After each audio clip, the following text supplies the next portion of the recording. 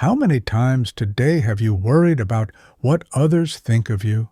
How often have you caught yourself replaying past mistakes or dreamed of a future version of yourself that will finally be perfect? We live in an age of anxiety where every second is filled with pressure to be better, younger, more successful, more productive.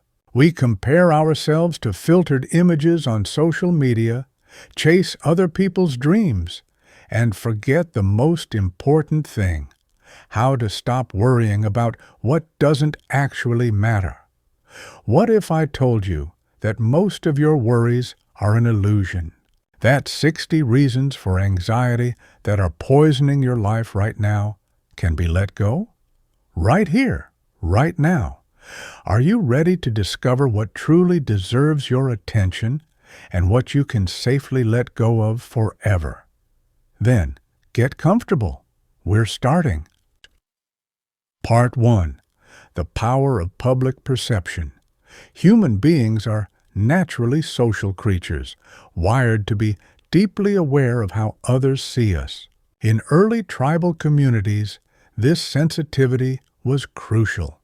Being cast out from the group could mean life or death. Today, though, we navigate a world full of strangers whose opinions rarely impact our actual well-being. Despite this, we often hide aspects of ourselves, afraid of being judged. Consider the clothes hanging in your closet that you've never worn, not because you dislike them, but because you fear what people might think, or the thoughts and ideas you've chosen not to express, silenced by the anticipation of disapproval. It's ironic. While we're busy trying to manage how others perceive us, most people are too occupied with their own image to pay much attention. And when they do judge, it's often more a projection of their personal fears and insecurities than an accurate reflection of who you are. Letting go of the need to impress everyone doesn't make you insensitive or self-centered. It means recognizing that constantly seeking approval is exhausting and impossible. Releasing yourself from this burden opens the door to genuine self-discovery. In that space, you'll begin to attract those who appreciate you for who you truly are. Yes, disapproval can sting in the moment, but that discomfort pales in comparison to the freedom of living authentically. Remember this: if someone is unsettled by your real self, they were never meant to be close to you.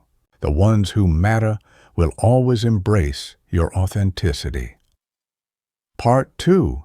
The Mirage of Perfection and the Urge to Control. The human psyche is inherently drawn to predictability and precision.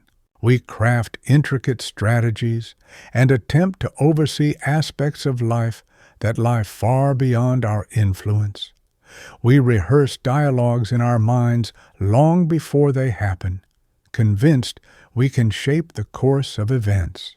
We obsess over fine details, chasing an ideal of flawlessness that simply doesn't exist. This endless chase for perfection generates a persistent hum of anxiety, because reality seldom aligns with our meticulously imagined scenarios. Rain dampens the day we hoped would be flawless. Technology fails us at the exact moment we need it most. Children evolve into people with dreams and temperaments that don't mirror the future we once envisioned for them. These inevitable departures from our plans often leave us disheartened and disoriented. Rather than recognizing these moments as the natural ebb and flow of life, we often interpret them as personal shortcomings. But letting go of the need for everything to go just right is not about lowering our ambitions or giving up on excellence. It's about embracing what is, finding value in reality as it unfolds, not just in how we wished it would be. Often, The unplanned is where life reveals its most extraordinary gifts. The impromptu conversation that shifts your entire perspective. The accidental detour that leads to an awe-inspiring view. The job you accepted with hesitation only to find a lifelong friend within its walls. When we loosen our grip on rigid expectations, we create space for the unexpected, and in that space, we discover a deeper, more graceful way of living. This kind of openness is the foundation of genuine resilience and a lasting sense of purpose. Part 3. Past Mistakes and Regrets. Our minds possess an extraordinary capacity to replay past errors with haunting clarity, often stirring up powerful emotions. We remember the careless comment we wish we'd swallowed, the opportunity we let slip by, the relationship we failed to nurture, the choice that led us down a more difficult path. These moments, etched into memory, have a way of invading the present, pulling us into a spiral of guilt and remorse. Too often, we become trapped in these mental reruns, reliving old regrets rather than engaging with the life unfolding in front of us. What makes this cycle so harmful is the sobering truth. No amount of rumination can alter what's already been done. The past exists only in our recollection, yet it has the power to drain the strength and focus we need today. With time, many of us unknowingly gather a growing collection of regrets, each one adding invisible weight, until it all feels impossible to carry. Frequently, we judge ourselves with far more cruelty and persistence than anyone else ever would. Learning to loosen our grip on past mistakes isn't about denying responsibility. It's about recognizing the difference between punishment and growth. It's about choosing to learn from what went wrong, making amends when possible, and then consciously releasing the emotional hold those moments have over us. Remember, the person you were at that time was acting with the knowledge, tools, and emotional capacity available to them then. Consider this. Would you harshly criticize a stranger for not knowing something they hadn't been taught yet? The compassion we so easily extend to others must also be offered to the person we used to be. Missteps aren't detours on the journey to wisdom. They are the journey. Every mistake you've made has played a role in shaping your current perspective and depth. You are not defined by your worst moments. When you stop measuring yourself by what went wrong, you create space for renewal and transformation. The past isn't a prison, it's a teacher. Its purpose is not to hold you back, but to guide you forward. Part 4. Status and External Validation. From childhood, we are taught to equate our value with external approval. Gold stars on assignments, trophies for achievement, compliments from teachers and parents. As we age, the forms of recognition evolve. They become prestigious job titles, luxury goods, social media metrics, and public praise. We chase these symbols, hoping they will finally affirm our worth. But this pursuit often steers us into a superficial kind of ambition.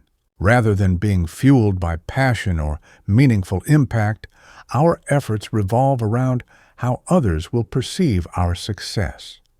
We stretch our finances to buy oversized houses to impress guests who rarely come. We commit to high-status careers that look good on paper, but leave us emotionally depleted. We craft idealized versions of ourselves online, versions that barely resemble who we truly are. What makes this cycle so dispiriting is that external validation, no matter how shiny, never fully satisfies. Applause dies down quickly. A new position brings a brief rush before it fades into routine. The excitement of a costly purchase, be it a sleek car or designer accessory, dulls sooner than expected. Each success gives us a fleeting lift, only to leave us hungry for the next. This relentless cycle, often referred to as the hedonic treadmill, traps us in a pattern of striving without peace. In the process, we often sacrifice our health, our time, and our closest connections for recognition that proves hollow. Letting go of status-driven goals doesn't mean losing ambition. It means stepping back to ask whether the benchmarks you're pursuing are truly your own, or simply reflections of a society obsessed with image. It means realizing that true fulfillment isn't found in applause or approval, but in living a life that reflects your deepest values. The person who no longer seeks constant validation from others has discovered something far more profound: the quiet, lasting freedom that comes from self-worth rooted within. Part 5. The Need to be Right and the Hidden Cost of Winning. Few things trigger our defenses more than the realization that we might be mistaken. Disagreements often feel like personal attacks, which is why even small differences can escalate into intense disputes. Whether the topic is politics, parenting methods, or the pronunciation of a word, these conversations can quickly take on a deeper emotional charge. The fixation on being right is particularly damaging in our most intimate relationships. Romantic partners sometimes track each other's missteps, ready to weaponize them in future arguments.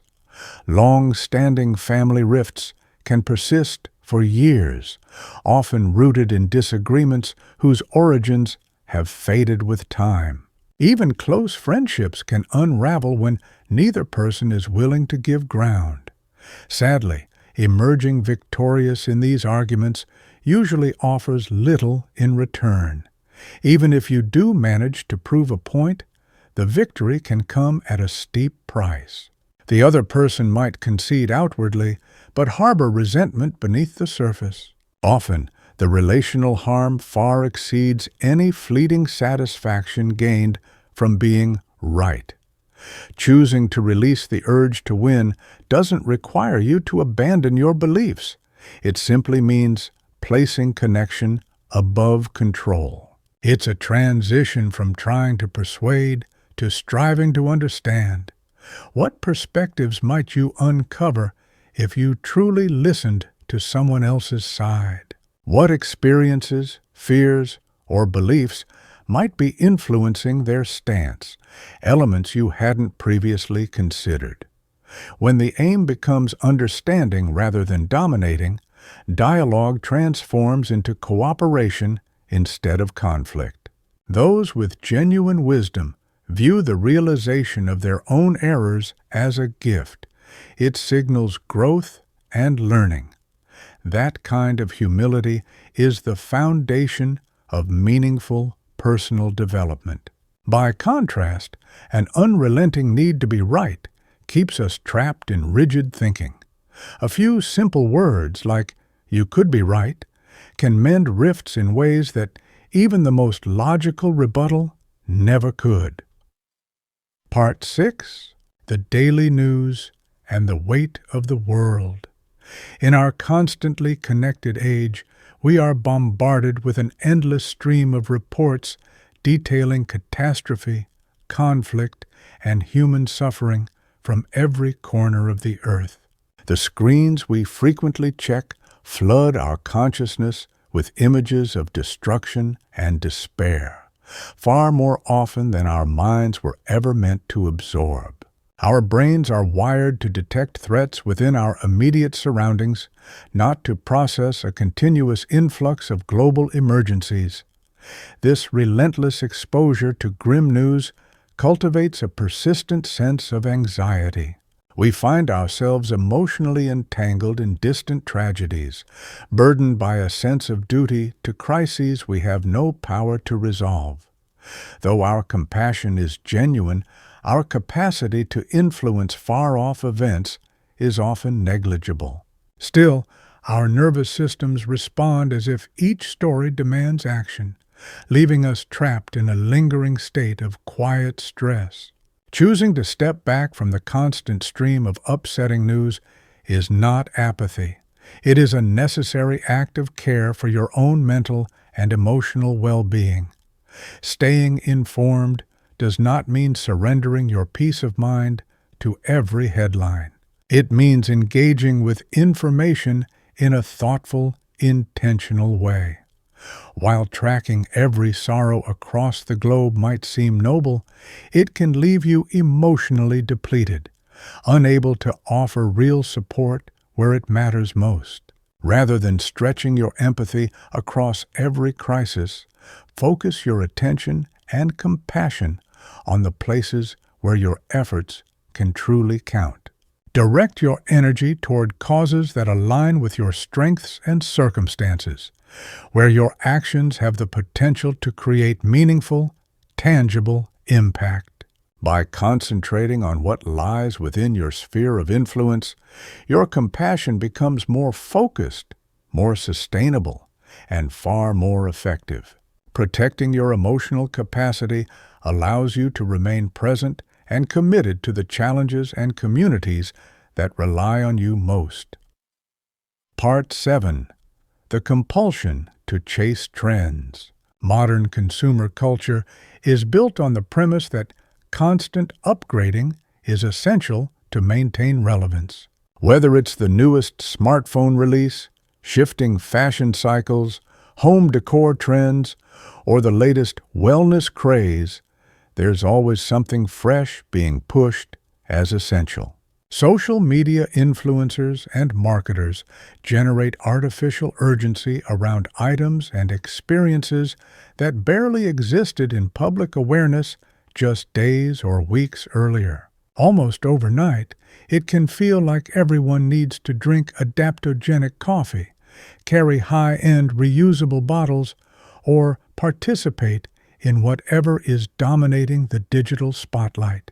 This non-stop wave of trends creates both financial pressure and emotional strain.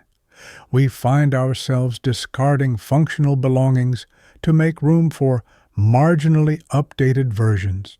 We also take on elaborate practices that often bear little relevance to our actual needs or routines.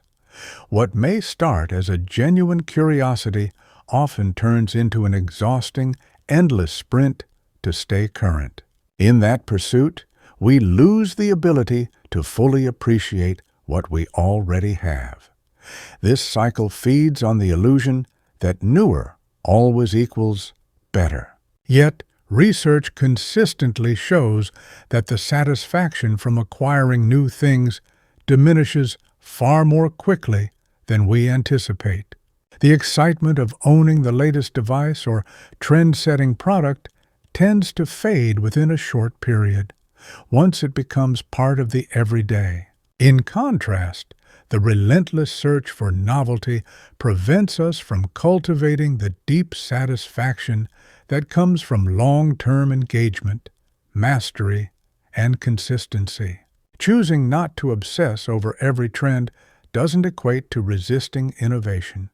It means making deliberate choices that resonate with your values and long-term goals. It also requires recognizing when your interest in something has been shaped more by persuasive marketing than by authentic personal desire. Stepping away from the pressure to constantly conform allows you to build a life that reflects your individual values rather than chasing superficial approval. This mindful approach not only helps you preserve financial resources, it also brings clarity, allowing you to focus on what truly matters. There is a quiet strength in engaging with trends selectively and intentionally, rather than feeling compelled to follow every passing wave. This kind of conscious living fosters a deeper sense of peace than anything that comes from simply keeping up with the crowd. Part 8. Social media metrics. We've built digital spaces where a person's value is unsettlingly measured by numbers. Metrics like likes, shares, comments, and follower counts have become proxies for our relevance and social capital. Many of us fixate on these figures, allowing them to shape our emotions and self-image based on how our digital selves are received. When a post doesn't generate the engagement we hoped for, it can genuinely dampen our spirits and skew our self-perception for the rest of the day. This reliance on external feedback alters the intent behind our participation. Instead of engaging with sincerity or depth, we begin to shape our actions for visibility and shareability. A serene walk in nature becomes a staged photo op. A heartfelt reflection is edited to fit what algorithms favor. Gradually, our authentic voice is overshadowed by one engineered for performance. The desire to connect gives way to the need to please an invisible audience rather than to share something meaningful. Yet the metrics we pursue are inherently superficial. They count reactions, not resonance. A message that profoundly touches one person may receive no attention, while a provocative or shallow statement might go viral. Social platforms are designed to amplify what captures attention, not what fosters understanding, compassion, or personal growth. Still, we internalize these digital signals as though they represent the true value of our expression, and by extension, of ourselves. This mismatch between surface-level data and real emotional or intellectual impact fosters a persistent sense of dissatisfaction and self-doubt. Releasing the need for constant approval doesn't mean isolating ourselves or silencing our voice. Instead, it involves rediscovering that your most significant experiences likely occurred beyond the glow of a screen. It's about creating from a place of intrinsic motivation, not for mass approval.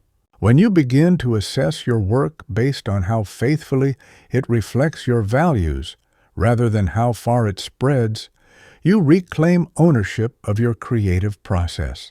There is a deep, enduring satisfaction in sharing something genuine, no matter how it performs in public metrics. True influence often escapes algorithmic detection. It resides in honesty, not in numbers, and it is there that real confidence takes root. Part 9. Life Milestones and Social Comparison. In an era where we're constantly connected, the urge to measure our lives against others has never been stronger. Our devices serve up a continuous stream of curated moments, engagements, promotions, home purchases, and baby announcements, often before we've had a chance to understand our own reactions. This steady influx of others' milestone moments can create the illusion that everyone else is moving forward while we're somehow stuck. Traditional achievements like marriage, home ownership, career advancement, and parenthood are increasingly treated as benchmarks for success and happiness. Those who follow a less conventional route, or who take longer to reach these points, may find themselves feeling pressured to explain or defend their choices. Society tends to accept these familiar milestones without question, but views deviation from them as something that requires justification. The problem lies in the narrow lens through which we compare. We weigh our entire nuanced existence against the polished snapshots others choose to share. We witness the luxury vacations without seeing the financial burdens, the professional triumphs without knowing the personal sacrifices behind them. Such comparisons build unrealistic expectations, making our genuine and often messy realities seem lacking by contrast. But distancing ourselves from these comparisons doesn't mean we stop caring about others. It means we start caring more deeply about our own direction. Fulfillment doesn't adhere to a standard timeline or a one-size-fits-all formula. It's about understanding that the value of your journey comes not from meeting predefined milestones, but from aligning your choices with your own priorities, pace, and context. When you stop racing to keep up with others, you create the space to define success on your own terms. By choosing to honor your unique path, you cultivate a more lasting and meaningful sense of contentment, one that comes from living truthfully, not from checking off societal boxes. The real significance of your life lies in the shape it takes organically, not in how closely it mirrors someone else's expectations. Part 10. Physical Appearance and Aging. In today's world, there is a relentless cultural fixation on outward appearance, especially the illusion of ageless beauty. Multi-billion-dollar industries thrive by capitalizing on the fears and insecurities people have about the visible signs of aging. Natural developments such as graying hair, fine lines, or changes in body shape are often framed not as inevitable parts of life, but as flaws to be corrected. From childhood onward, we are subtly taught to resist the organic evolution of our bodies. This constant drive for visual perfection gradually distances us from a sense of connection to ourselves. Rather than appreciating the body as a remarkable vessel that carries us through the full experience of life, we often see it as a perpetual work in progress, something in need of constant fixing. Countless hours and mental energy are devoted to scrutinizing so-called imperfections in the mirror. This hyper-focus can rob us of the chance to actually inhabit our bodies and enjoy them. The sheer joy of movement, the richness of sensory experience, and the wonder of physical capability are frequently overshadowed by preoccupations with how we appear. More than a distraction, this mindset can also be detrimental. Research shows that harboring negative beliefs about aging can contribute to declining health over time.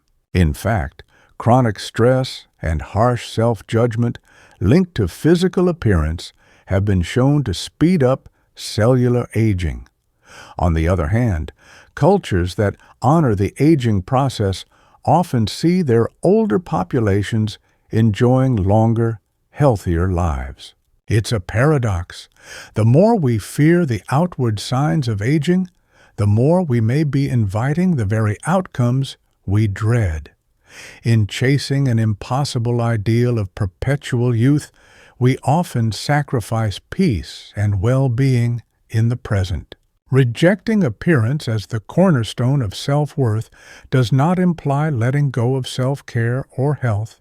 Instead, it invites a reframing of purpose. Physical activity becomes a tool for cultivating strength, energy, and emotional well-being, not simply a way to shape or shrink the body. Nutrition shifts from a focus on image to one of nourishment, vitality, and how food makes us feel. When we stop prioritizing appearance as the main objective, a more compassionate and sustainable relationship with the body can begin to emerge. This change in perspective opens the door to appreciating our bodies for their abilities, rather than for how they might be judged by others. At the end of life, it's rare for anyone to wish they had spent more time criticizing their reflection. More often, People express regret over not valuing their physical selves when they were strong, capable, and full of life. Such reflections highlight how misplaced our attention can become when consumed by the pursuit of looking a certain way. Ultimately, caring less about how we look is not about settling for less. It's about aspiring to something greater, living fully in our bodies, honoring their wisdom, and choosing to invest in what genuinely sustains us. Part 11. Small Talk and Superficial Connections.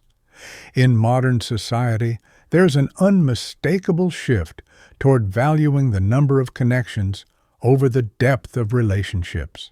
Many individuals maintain expansive networks filled with acquaintances, engaging in pleasant but predictable conversations about everyday topics, weather, work, weekend plans. These exchanges follow a well-worn script requiring little vulnerability or emotional investment, and often masquerade as genuine connection when they are anything but. This cultural norm of maintaining shallow social ties creates a troubling paradox. While our social circles continue to expand, loneliness is becoming a silent epidemic in many affluent nations. People may be constantly surrounded by others, yet still feel profoundly isolated, unseen, unheard, and fundamentally disconnected. The ongoing effort to sustain these superficial bonds often drains the emotional capacity needed to nurture deeper, more meaningful relationships. What makes this pattern particularly insidious is how easily it masks the real issue. These brief social encounters provide just enough stimulation to momentarily soothe the ache of loneliness, without ever addressing its root. Each small interaction delivers a fleeting sense of satisfaction, a quick dopamine surge that keeps us coming back for more. But in chasing this illusion of connection, we sideline the very qualities, vulnerability, honesty, courage, that are essential for authentic intimacy. Over time, it becomes all too easy to settle into relationships that ask little of us and, in turn, offer little back. Opting out of the constant social churn doesn't mean withdrawing from others or becoming antisocial. Rather, it reflects a conscious decision to invest your emotional energy wisely. It's an acknowledgement that a few deep, sincere relationships can provide far more emotional sustenance than an army of casual contacts ever could. Releasing the obligation to maintain ties with everyone from your past creates room for genuine connection to take root. The conversations that leave a lasting mark on us, the ones that shift our worldview or touch something deep within, rarely happen in crowded rooms or through quick digital messages. They emerge in moments of calm and stillness, where there's space for authenticity and trust to unfold. Cultivating this kind of connection requires presence, and presence demands that we stop scattering ourselves across a wide and shallow social field. When we let go of the need for constant validation and widespread engagement, we create the conditions for true intimacy to thrive. In that space, real connection becomes not just possible, but sustaining. Part 12.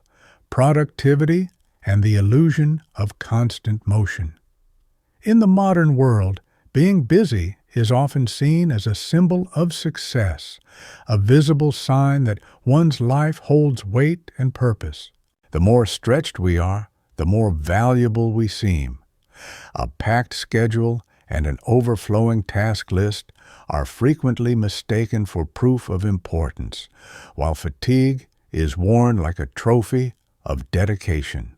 This widespread obsession with doing more has profoundly shaped our perception of time. Instead of valuing depth or presence, we evaluate our days based on output. Activities that don't result in tangible outcomes are easily dismissed.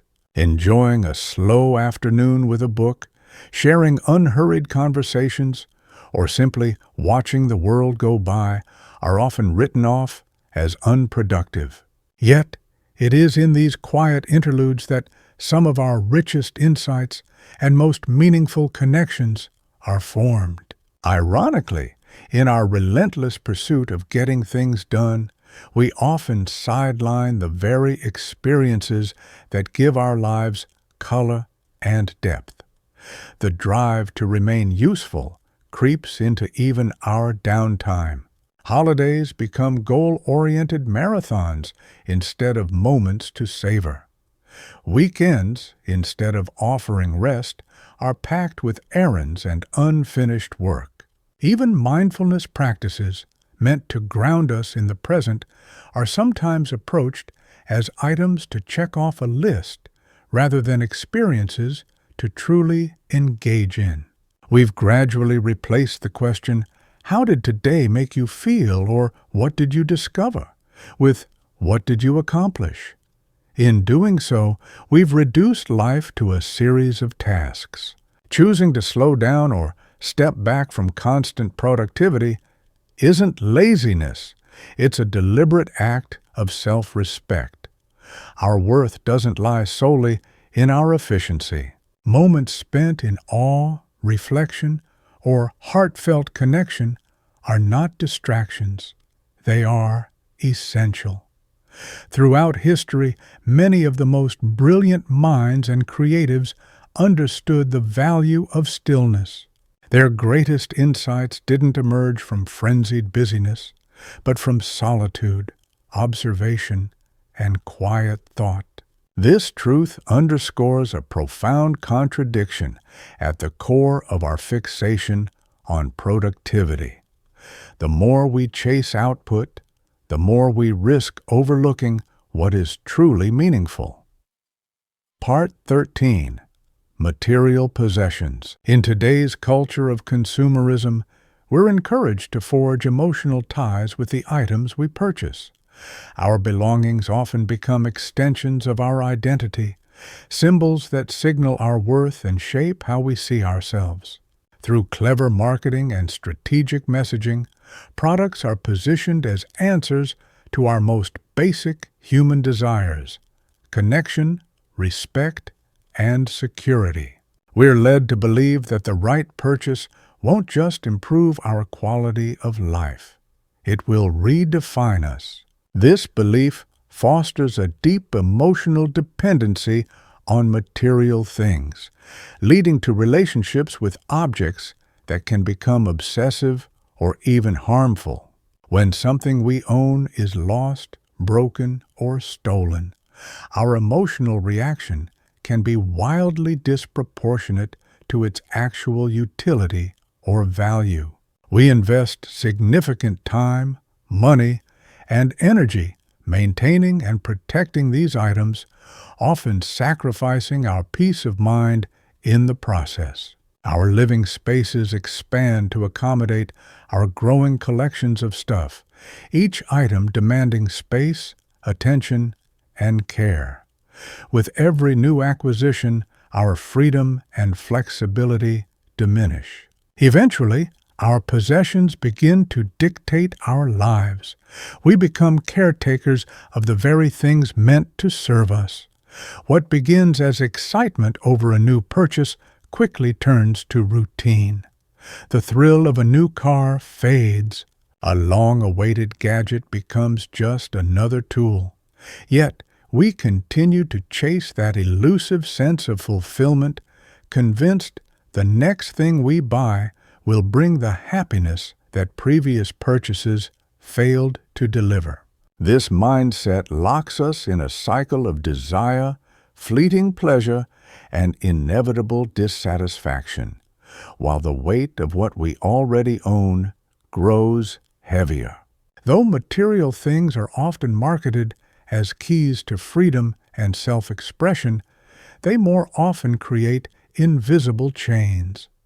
Choosing to step away from accumulation doesn't mean rejecting beauty or comfort. Instead, it's about making conscious choices, keeping what truly serves a purpose or brings real joy, rather than holding on to things for status or emotional security. It's about recognizing when an object supports your life and when it burdens it. When we release our tight grip on possessions, we create space for what genuinely nourishes us, meaningful experiences, and deep human connections. A wealth of psychological research confirms that these are the foundations of lasting happiness. At the end of life, few people reminisce about their things. Most reflect on shared experiences, treasured memories, and relationships that shaped them. This shift in focus reveals how easily we can lose sight of what truly matters. Letting go of the relentless pursuit of material accumulation is not just about decluttering our homes. It's about reimagining what success and fulfillment look like. It invites us to redefine our values and reshape our lives around what genuinely endures. Part 14. Professional Identity. For many people, careers have become so deeply entwined with personal identity that it's hard to tell where work ends and the individual begins. In everyday conversation, the common question, "What do you do?" often replaces, "Who are you?" subtly suggesting that our value lies primarily in our professional roles and achievements. Job titles and business cards frequently serve as shorthand for self-worth. This limited framework for identity leaves us vulnerable when change inevitably comes. When we lose a job, shift careers, or retire, it can feel as though the ground beneath us has given way. Without the title, whether doctor, executive, teacher, or any other defining role, we're left confronting an unsettling question. Who am I without this? This discomfort speaks volumes about how much space our careers occupy in our sense of self. When we define ourselves primarily through professional lenses, we build our identity on something inherently unstable. Even in stable employment, this over-identification can be damaging.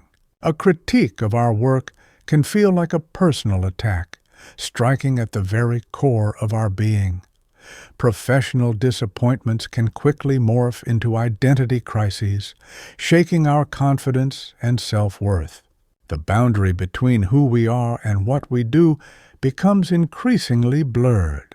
In our effort to maintain a polished professional image, we often expend significant emotional energy, sometimes at the expense of our physical health, close relationships, and personal passions. Ironically, in striving to succeed, we may lose touch with the broader, richer dimensions of our humanity. Importantly, loosening this tight grip on professional identity doesn't mean becoming apathetic or underperforming. Rather, it's about recognizing that your job is just one component of a multifaceted life. It means nurturing aspects of yourself that aren't dependent on promotions, job performance, or career accolades.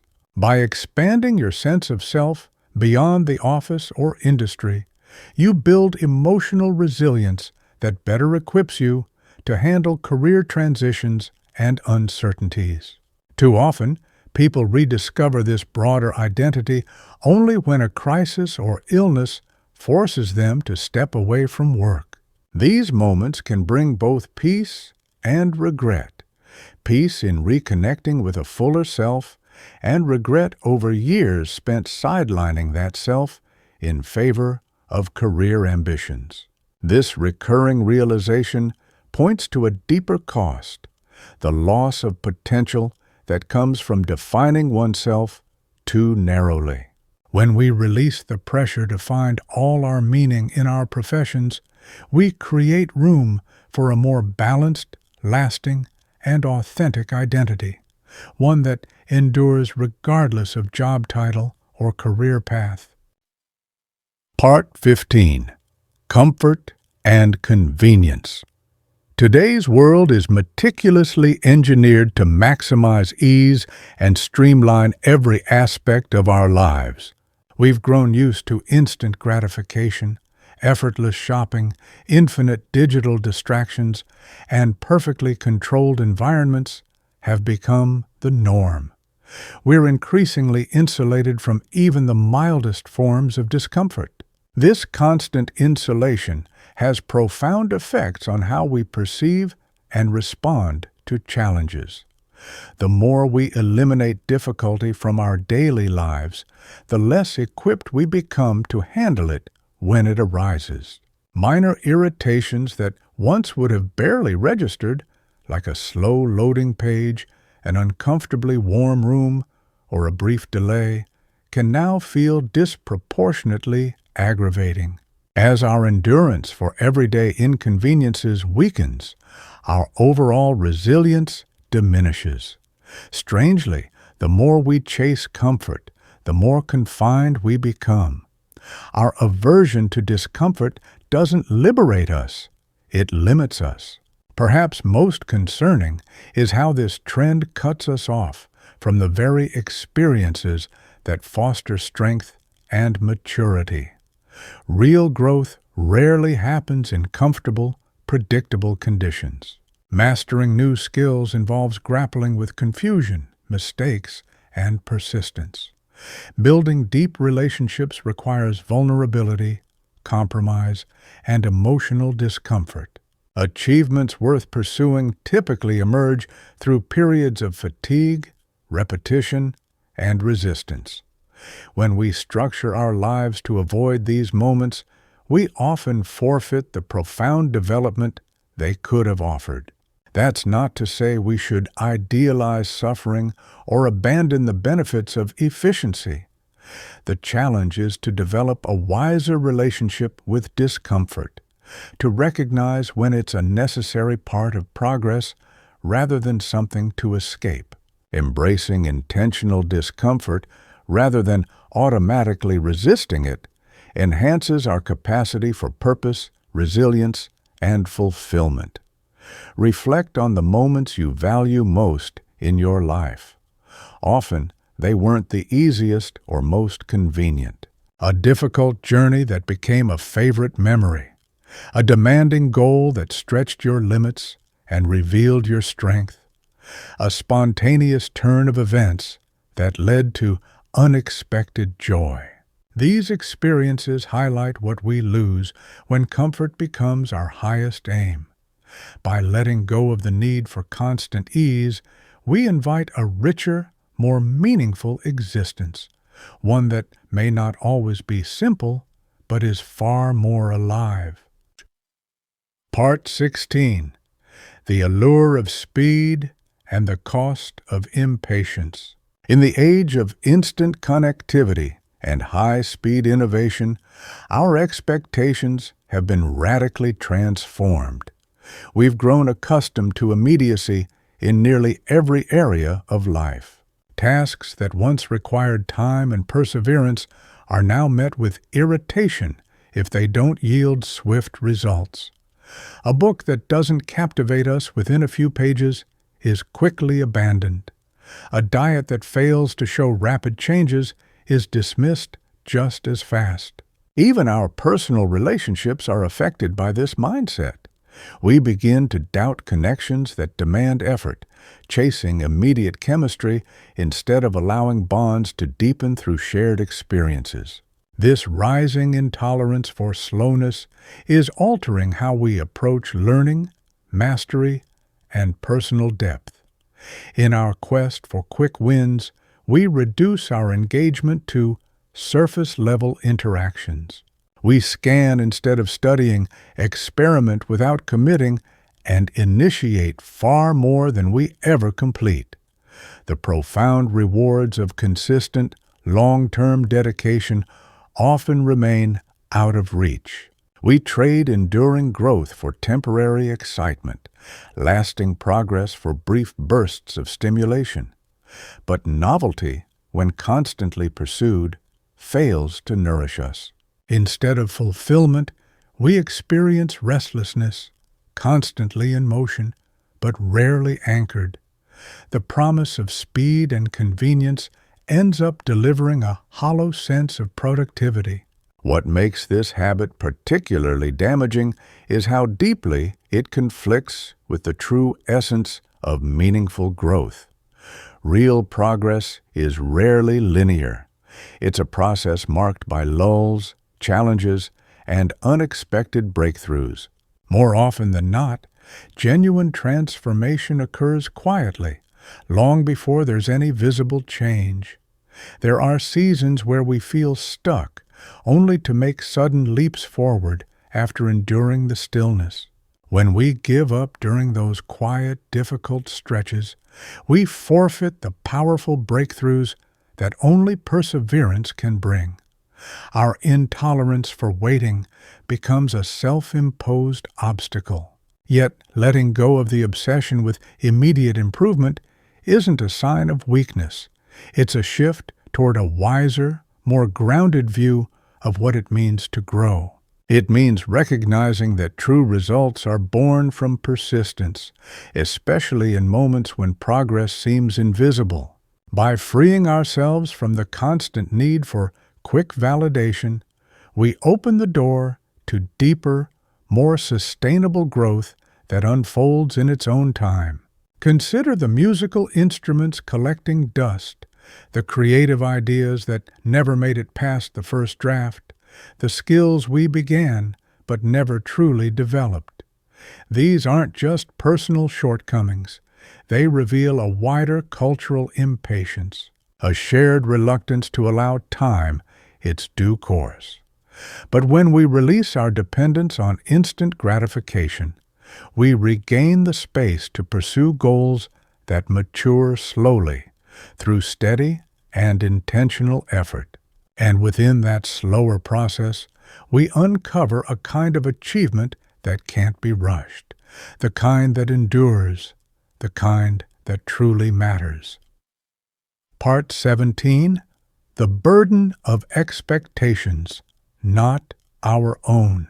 From the very beginning of our lives, we begin to absorb the dreams, standards, and ambitions that parents, teachers, peers, and society, silently or loudly, hand down to us. These external pressures slowly intertwine with our inner world until we start to believe they reflect our own desires. Over time, we may find ourselves pursuing goals and living lives that bear little connection to our authentic selves. What often goes unnoticed is how profoundly our identity can be shaped by ideals we never consciously chose. As these outside influences take hold, we can become strangers to our own inner compass. We may reach achievements that others admire, degrees, promotions, accolades, yet feel a quiet discontent, an emotional void that success alone cannot fill. Outwardly, everything might seem picture perfect. To others, we may appear successful, even inspiring. But inside, something feels off.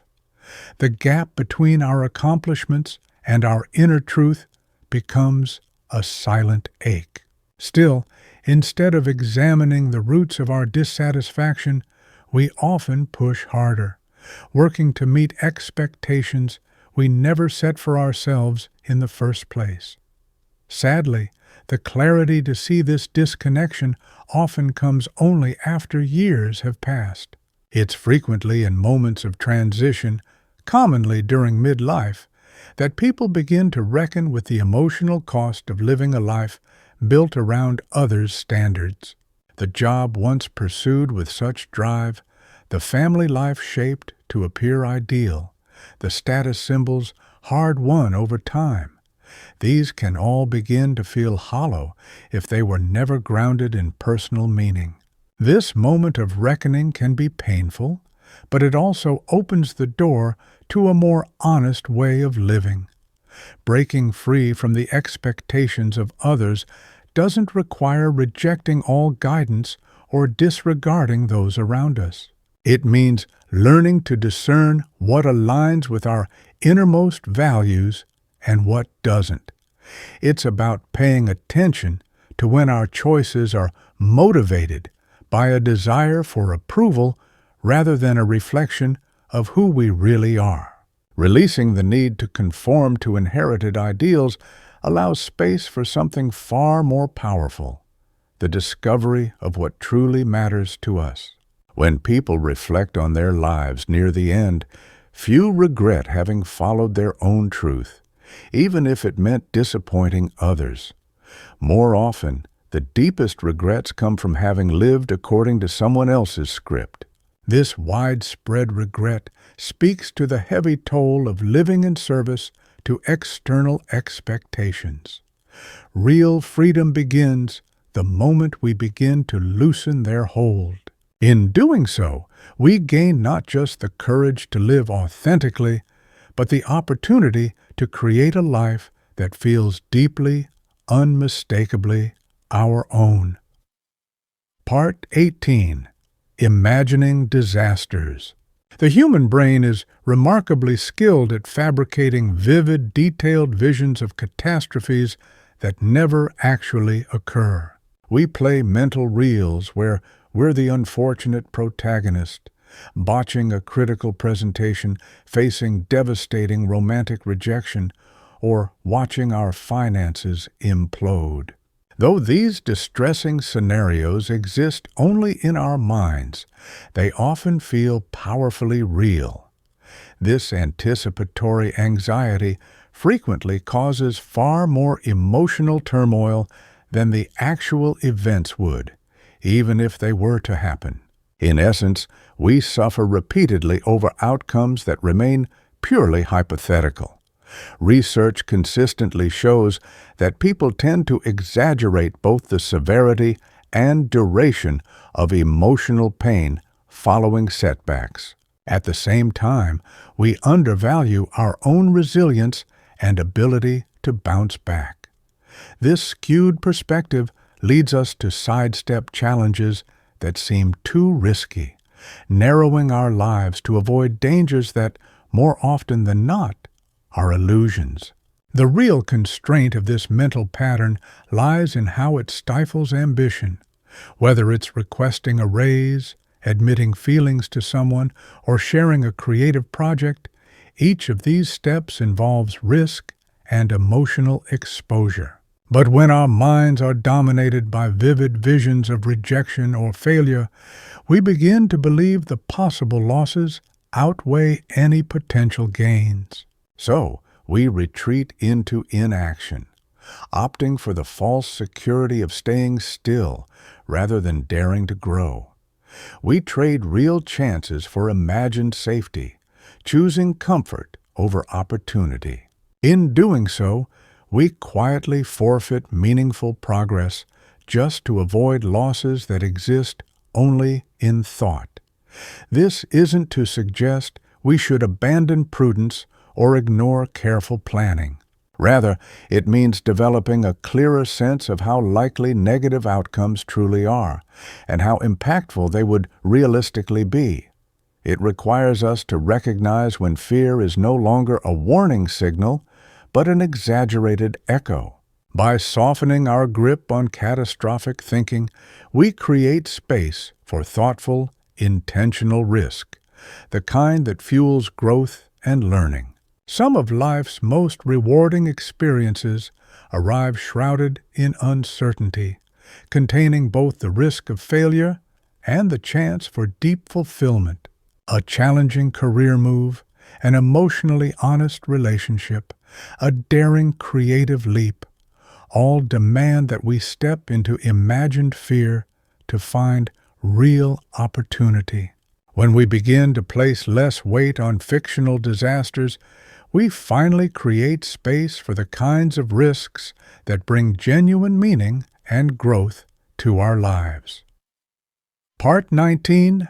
The Myth of Being Busy Enough. In today's world, we've come to equate constant activity with personal value. Taking time to rest or having unscheduled hours can trigger feelings of guilt, as though we've fallen short. A seemingly harmless question like, "What did you do today?" often carries an unspoken expectation that every day must be filled with measurable output. To avoid that perceived judgment, we overfill our calendars and grow uneasy in the presence of idle time. This behavior reveals a deeper insecurity, the belief that our worth must be proven through relentless doing. The idea of simply existing without producing feels unacceptable. Consequently, we fill our time with activities that create the appearance of progress, even when they contribute little of real substance. We jump between emails, sit in unnecessary meetings, and complete routine tasks, not out of necessity, but because these actions offer the comfort of perceived momentum. But this addiction to busyness comes at a cost. We mistake motion for progress and busyness for success. Ironically, the constant strain of doing too much weakens our capacity for meaningful output. We become exhausted and disillusioned, dissatisfied with our accomplishments despite all the effort. Worse still, this overactivity pulls us away from the present, robbing us of any true engagement with the moment. Living in non-stop motion cultivates a mindset rooted in future thinking. We're always preparing for the next task, the next deadline, the next obligation, rarely grounded in the here and now. This state of mind, often described by philosophers as a form of mental division, leaves us physically present but mentally elsewhere. It dilutes both our work and our rest.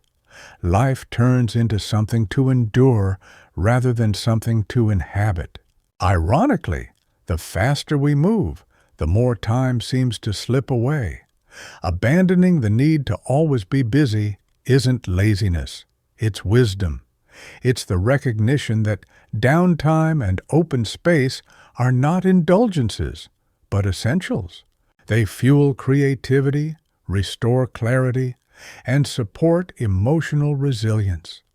It means learning to distinguish between actions that carry real significance and those that simply serve to mask deeper discomfort. When we release the urge to stay perpetually occupied, we invite reflection and renewal, experiences that can only arise in moments of stillness. Many of humanity's greatest insights emerged from such quiet. Newton pondering under a tree, Einstein lost in thought. Our subconscious continues to work even when our conscious minds are at rest. What looks like inactivity is often quietly generative. By loosening our grip on busyness, we allow for a more genuine, fulfilling kind of productivity, one that fosters well-being as much as it yields results. Part 20. The Urge to be Impressive. In social settings, many of us carry a subtle but persistent pressure to come across as intriguing, knowledgeable, or remarkably successful. We often curate our conversations, choosing stories, accomplishments, or cultural references with care, as though we're performing on a stage rather than engaging in honest, mutual exchange. We tend to measure the success of these interactions not by how connected we felt, but by how favorably we believe we were perceived. This emphasis on managing impressions breeds anxiety and self-consciousness, pulling our focus away from others and turning it inward as we constantly strategize our next impressive line. In the process, we can find ourselves in a paradox, physically present but emotionally distant.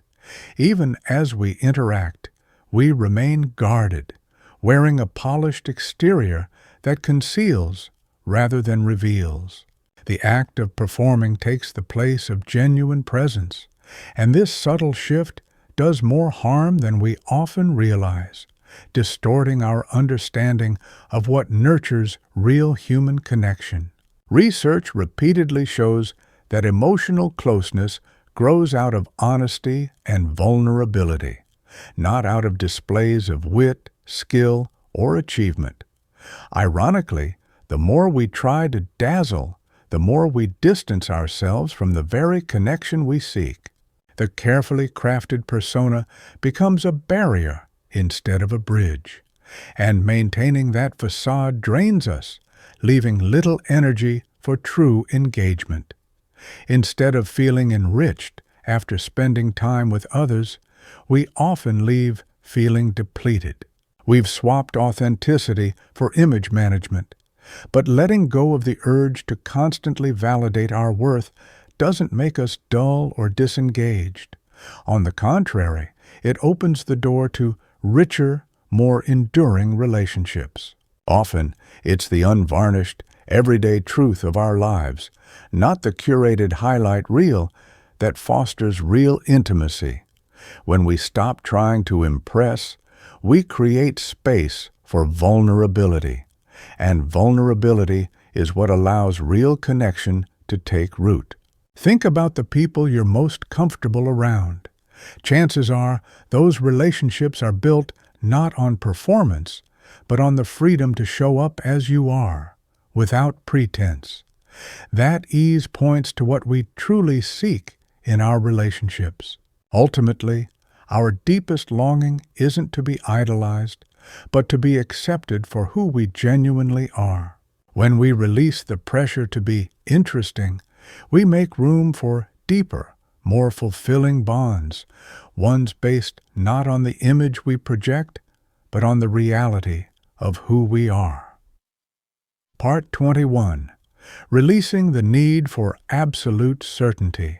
In modern culture, there is a powerful pull toward having concrete answers and unwavering certainty. We're regularly encouraged to hold strong views on complex issues and to lay out definitive plans for how our lives should unfold.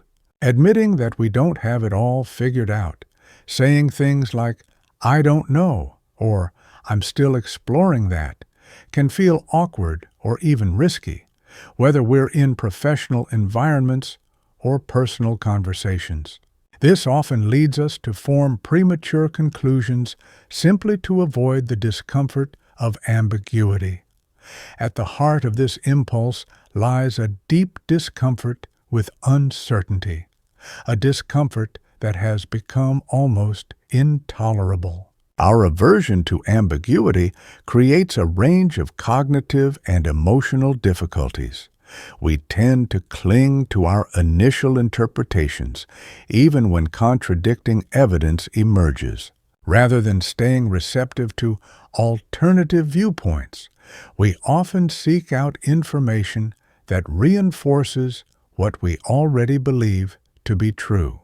This need for quick resolution often pushes us into major life decisions before we've truly examined all the available options. In our rush for clarity, we close off possibilities that might have led to more meaningful or fulfilling paths. We sacrifice the richness of exploration for the temporary comfort of having an answer. This pattern is especially concerning because it distances us from the nuanced and layered nature of real life. The most significant questions we face, individually and collectively, are rarely simple or straightforward. When we try to reduce these complexities into neat, digestible categories, we end up distorting reality. The subtle, important shades that exist between black and white are lost. Our capacity to respond with wisdom and care to real-world situations diminishes. In doing so, the internal maps we rely on begin to fail us. They no longer reflect the complexity of the world as it truly is. Embracing uncertainty doesn't mean abandoning the pursuit of knowledge or clarity. Instead, it means developing the strength to live with provisional conclusions, ideas and beliefs we're willing to evolve as we gain more understanding. It's about recognizing when a situation requires more time to unfold and being at peace with that. Releasing the need for definitive answers allows us to approach life with greater openness and adaptability. Many of the most profound breakthroughs in both creativity and discovery emerge when we stop insisting on immediate closure. Staying present with not knowing, even when it's uncomfortable, sets the stage for insight and originality. There's a quiet strength in allowing questions to remain open, a kind of creative energy that only surfaces when we aren't trying to force resolution. By letting go of the compulsion to have everything neatly resolved, we invite deeper growth and create space for more genuine engagement with the intricate, often chaotic, beauty of life. Part 22. The Burden of Perpetual Happiness. Contemporary society has embraced a problematic ideal that happiness should be our default emotional state. Feelings such as sadness, anger, anxiety, or grief are frequently perceived not as natural parts of the human experience, but as issues that need fixing. This belief adds a secondary layer of distress, one where we begin to judge ourselves harshly simply for feeling anything negative. The cultural pressure to appear perpetually upbeat becomes an emotional performance, requiring us to present a version of ourselves that may not reflect how we truly feel. Even the everyday question, "How are you?" subtly demands a positive response, regardless of our actual emotional state. This disconnect between our internal reality and the external image we're expected to project fosters emotional dissonance and undermines our authenticity, especially in our relationships. Over time, we can become estranged from our true feelings, treating happiness not as something we live through, but as something we simulate.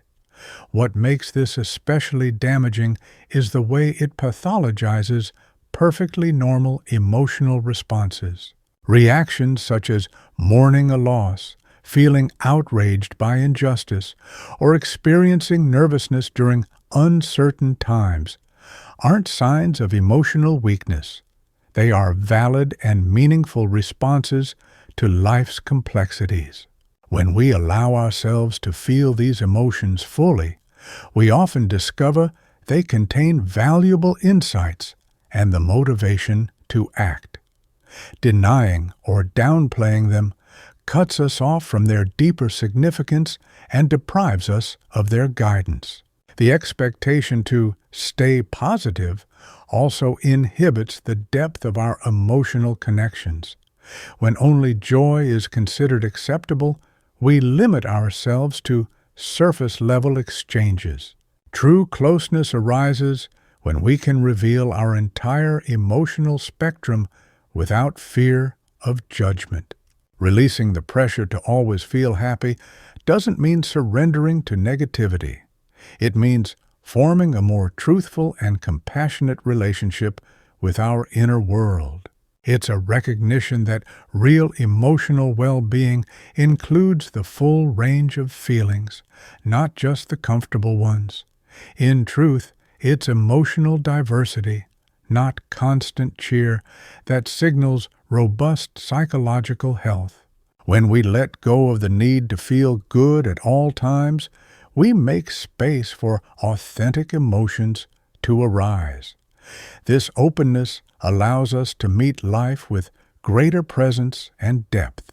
Consider how many of life's defining moments come wrapped in complex emotions. The pride and sadness of watching a child become independent, the poignant blend of grief and gratitude when remembering someone we've lost, or the mix of excitement and fear that precedes a major turning point. These emotionally rich experiences give our lives nuance and meaning. By easing our grip on the pursuit of constant happiness, we create room for a fuller, more sincere engagement with what it means to be human. Part 23. Every injustice in the world. In our digitally connected age, we are constantly inundated with reports of injustice from every corner of the globe. Environmental crises, violations of human rights, widespread corruption, and immense human suffering appear in our news feeds with relentless regularity. This ongoing exposure creates a sense that we must care about each and every issue. However, this perceived moral duty places a significant emotional burden on us, one far greater than our psychological limits were designed to handle. Over time, the non-stop stream of suffering can lead to what mental health experts call compassion fatigue or moral exhaustion. Our emotional capacity to engage with crisis after crisis gradually diminishes. To protect ourselves from this overload, we begin to detach, losing the emotional sensitivity we once had. This emotional withdrawal is often followed by guilt. We may start to question our integrity or accuse ourselves of indifference, even though our muted reactions are simply a natural coping mechanism. This misunderstanding fuels a destructive loop. We feel drained, then ashamed for feeling that way, which only deepens our exhaustion. What makes this cycle so damaging is that it hinders our ability to contribute effectively. Trying to give equal attention to a multitude of causes spreads our emotional and mental resources too thin. Instead of creating substantial impact, we often engage in surface-level gestures, well-meaning but ultimately diluted efforts that fail to address the root of any one issue. In an attempt to escape the constant emotional toll, many people eventually retreat altogether. Complete disengagement becomes a survival strategy, even though more focused involvement could have been possible. It's crucial to understand that choosing not to immerse oneself in every cause isn't a sign of moral failure. Rather, it's a recognition that our capacity for empathy and action is finite, and that using it wisely is both responsible and sustainable. A healthier and more impactful approach lies in directing our compassion and efforts toward the causes where we can truly make a difference. When we let go of the unrealistic expectation to care equally about every problem, we create space for deeper and more meaningful engagement. History teaches us that real change is often driven by those who commit themselves fully to a select few causes, not by those trying to address everything at once. Their influence comes not from how many issues they care about, but from how deeply they commit to the ones they choose. This reveals a powerful truth. By allowing ourselves to care less broadly, we free ourselves to care more profoundly, and in doing so, make a far greater and lasting impact where it truly matters. Part 24. Releasing the Pursuit of Perfection. Many individuals become deeply invested in the notion that they must perform flawlessly in every facet of life. Whether it's excelling at work, adhering strictly to wellness routines, or handling responsibilities without error, we often demand constant, unyielding excellence from ourselves. When reality doesn't match this ideal, it can feel less like a minor slip and more like a defining personal flaw. Missing just one gym session may feel like a character flaw. A single misstep at work might suddenly seem like proof of incompetence. Forgetting a small task can be taken as undeniable evidence of being unreliable. This all-or-nothing mindset breeds mental fragility, where even the smallest imperfection is seen as unacceptable. We begin to dread the very human experience of inconsistency. In this way, perfectionism doesn't just challenge us, it undermines our ability to adapt and grow through setbacks. Rather than viewing mistakes and difficulties as integral to learning and forward momentum, we start treating them as signs we are fundamentally lacking. This distorted view makes recovery from challenges much more difficult. If we break a habit for just a day, we're tempted to abandon it altogether. One error in a new role can make us hesitant to ever try again. Trying to maintain a perfect record transforms ordinary mistakes into reasons to give up entirely.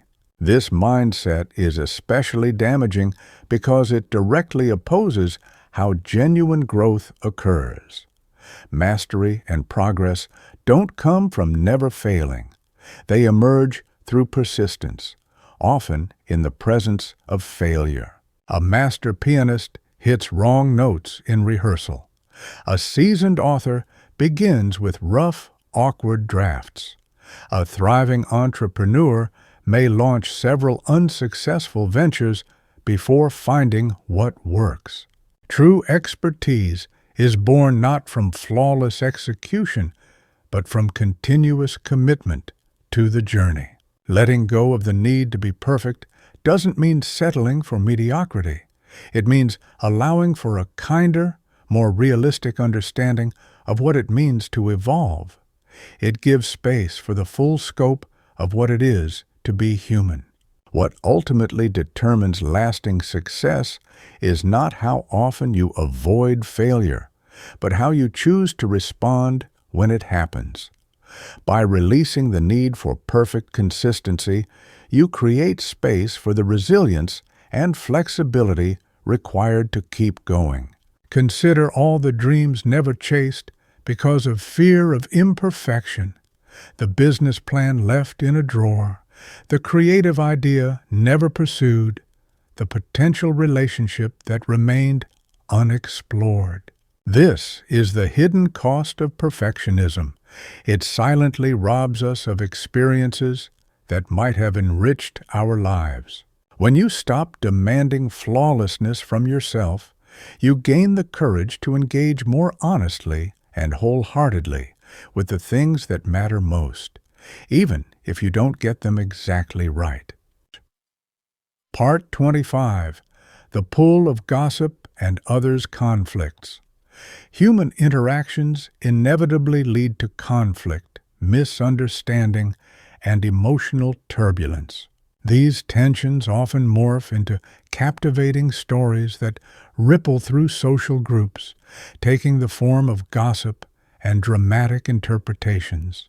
Many of us, often without realizing it, get drawn into these narratives, emotionally investing in conflicts that have nothing to do with us. We form strong opinions despite lacking first-hand knowledge or accurate details. This behavior reveals a deep-seated instinct toward monitoring social dynamics and aligning with group sentiments. Our evolutionary wiring encourages us to remain alert to shifts in the social environment. Yet, when we immerse ourselves in the emotional affairs of others, we add layers of stress and confusion to our own lives.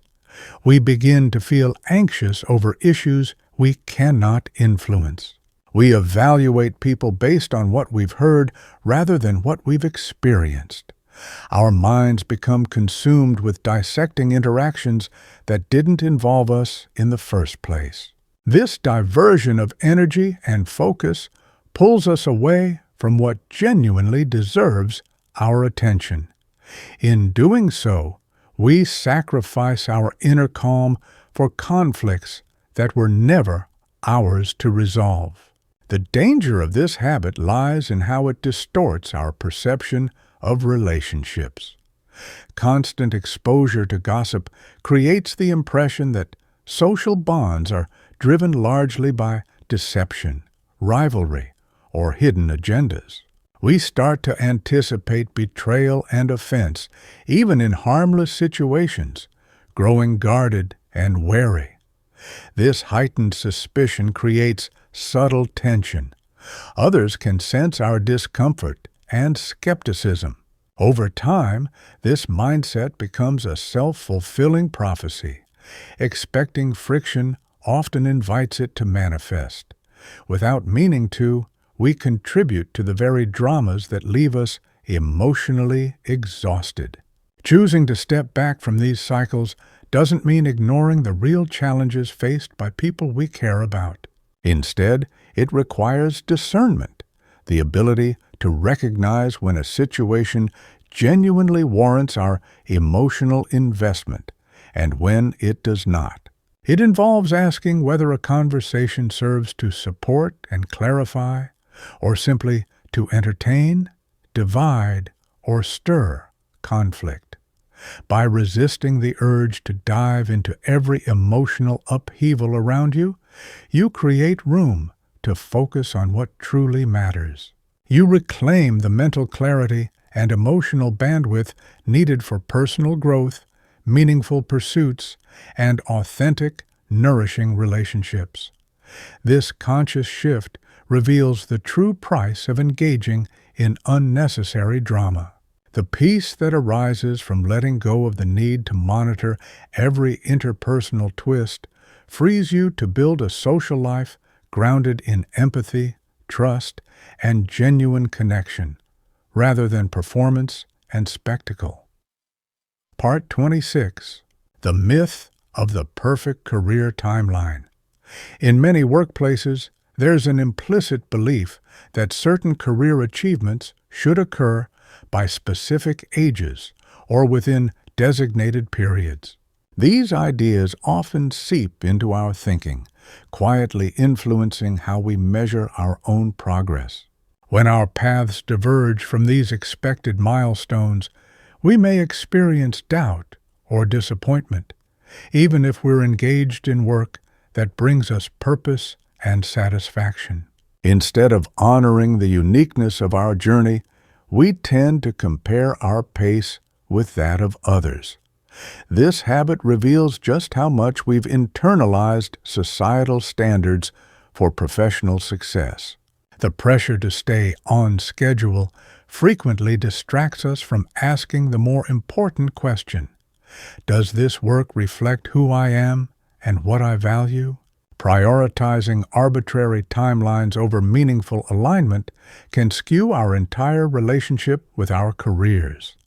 As a result, we might pursue promotions not out of genuine interest, but because they signal progress to others.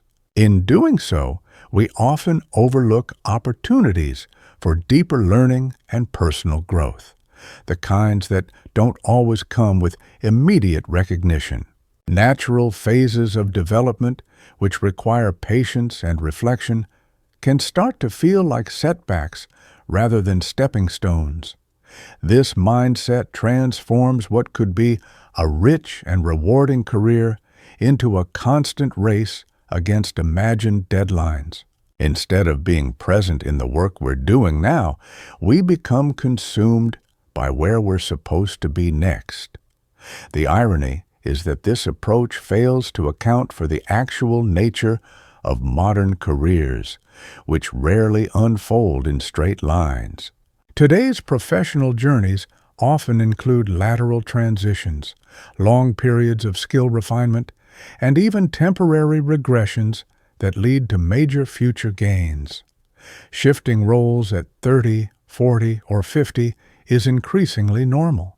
Having multiple distinct phases in one's career isn't a failure. It's a response to the evolving demands of a dynamic job market. The old models no longer reflect the reality of how careers progress. By continuing to hold ourselves to outdated benchmarks, we limit our potential. Abandoning rigid expectations doesn't mean lowering our aspirations. It means recognizing that meaningful success follows a more flexible, personal trajectory. It's about seeking out growth that resonates with our values, not just achievements that look impressive on paper. Letting go of the need to meet external timelines creates room for decisions driven by authenticity rather than pressure. Many groundbreaking contributions and innovations have come from individuals whose careers didn't fit the conventional mold. Their impact was possible precisely because they honored their own interests and timing instead of following a predefined ladder. In this sense, choosing an unconventional path can become a source of strength. When you stop worrying about when things should happen, you allow yourself to build a career rooted in meaning, one that reflects who you truly are rather than who you're expected to be. Part 27.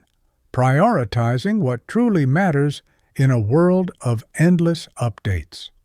We now exist in an age where information is produced and circulated nonstop across every imaginable domain, be it news, business, culture, or social trends. There is a constant pressure to stay in the loop, to remain current and relevant. This expectation gives rise to a persistent unease, a fear that we might miss something significant. As a result, many of us have developed a reflexive need to refresh our feeds, check our apps, and scroll through platforms in search of the latest developments. This behavior reveals how we've adjusted to a world overwhelmed by data, yet lacking effective tools to help us distinguish what genuinely matters. Instead of filtering with intention, we attempt to consume everything, an approach that quickly leads to cognitive overload and declining returns on our attention. Rather than immersing ourselves deeply in a focused area of interest, we spread our attention thinly across countless topics. The relentless speed and volume of content leave us absorbing less, understanding less, and connecting less. Our knowledge becomes wide but superficial, and we lose the capacity for focused thought, an essential ingredient in innovation, creativity, and meaningful contribution. In our pursuit of breadth, we often sacrifice depth. This dynamic is especially troubling, given that most of the updates we anxiously follow have little to no relevance to our personal lives or decisions. Research consistently shows that the vast majority of what we consume, from breaking news to viral content, has no meaningful impact on our actions or well-being. The psychological cost of this constant vigilance far exceeds the limited benefits it offers. We give up our clarity, our peace of mind, and our ability to concentrate, all for updates that rarely make a lasting difference. Increasingly, it's clear that this exchange is a poor bargain. We surrender a non-renewable resource, our attention, for the temporary satisfaction of staying informed. Importantly, stepping back from this cycle doesn't mean becoming ignorant or disengaged. Instead, it requires sharper discernment, making conscious choices about which streams of information deserve our focus. It means learning to tell the difference between content that aligns with our values and long-term goals, and content that merely soothes our anxiety about missing out. By resisting the impulse to monitor everything, we create room for deeper, more intentional engagement with what genuinely supports our growth and purpose. Throughout history, many of the most impactful artistic, scientific, and cultural achievements have come not from those who kept up with everything, but from those who dedicated themselves fully to one domain. Their contributions came through depth of focus, not breadth of exposure. This shift underscores the underestimated value of selective attention. When we stop trying to follow every development, we reclaim the mental bandwidth to explore, understand, and contribute in more meaningful ways. In doing so, we position ourselves not only to produce work of higher value, but also to cultivate a lasting legacy, rooted in depth, not distraction. Part 28. Influencing the Beliefs of Others. Many of us invest a great deal of time and energy into trying to alter the opinions, actions, or attitudes of those around us. We craft persuasive arguments, share insightful resources, and engage in extended conversations filled with passion and purpose. Our unwavering conviction in the truth of our own position often fuels our determination to bring others into alignment with our views. This drive intensifies when we encounter opposition. Resistance from others can trigger a deep-seated belief. That agreement ensures harmony, while disagreement signals disconnection or dysfunction. Holding space for divergent perspectives can feel uncomfortable, even threatening. As a result, our efforts to sway others can unintentionally strain the very relationships we're hoping to strengthen. What began as a dialogue can quickly devolve into a contest, where the focus shifts from shared understanding to winning an argument. The other person usually detects our intent, however subtle, and responds with defensiveness instead of openness. When our persuasive efforts fail, we often walk away frustrated, disheartened, or even resentful. Ironically, the harder we push, the more emotional distance we create, despite our original goal of connection through consensus. Ultimately, trying to convince someone rarely achieves either goal. It doesn't lead to a change of heart, nor does it deepen the relationship. What makes this pattern especially challenging is how reliably ineffective direct persuasion is, especially when it touches deeply held beliefs. Study after study reveals that confronting someone's perspective head-on often reinforces their stance rather than loosening it. When people feel attacked or challenged, their instinct is usually to double down, strengthening their original convictions rather than rethinking them. Meaningful transformation tends to emerge not through pressure from others, but through personal reflection, life experience, and internal realization. Trying to force a shift in someone's mindset is not only exhausting, it's consistently shown to be unproductive. And yet, many of us continue using these same counterproductive methods, hoping for different results. Releasing the urge to alter someone else's beliefs doesn't require you to abandon your own principles or disengage from what's important to you. Rather, it calls for respecting the autonomy of others, their right to see the world differently. It involves shifting away from persuasion and toward presence, listening with intention, striving to understand before seeking to be understood. When we let go of the idea that agreement is necessary for connection, something powerful happens. We begin to create relationships in which differences are not threats to be managed, but realities to be accepted with compassion.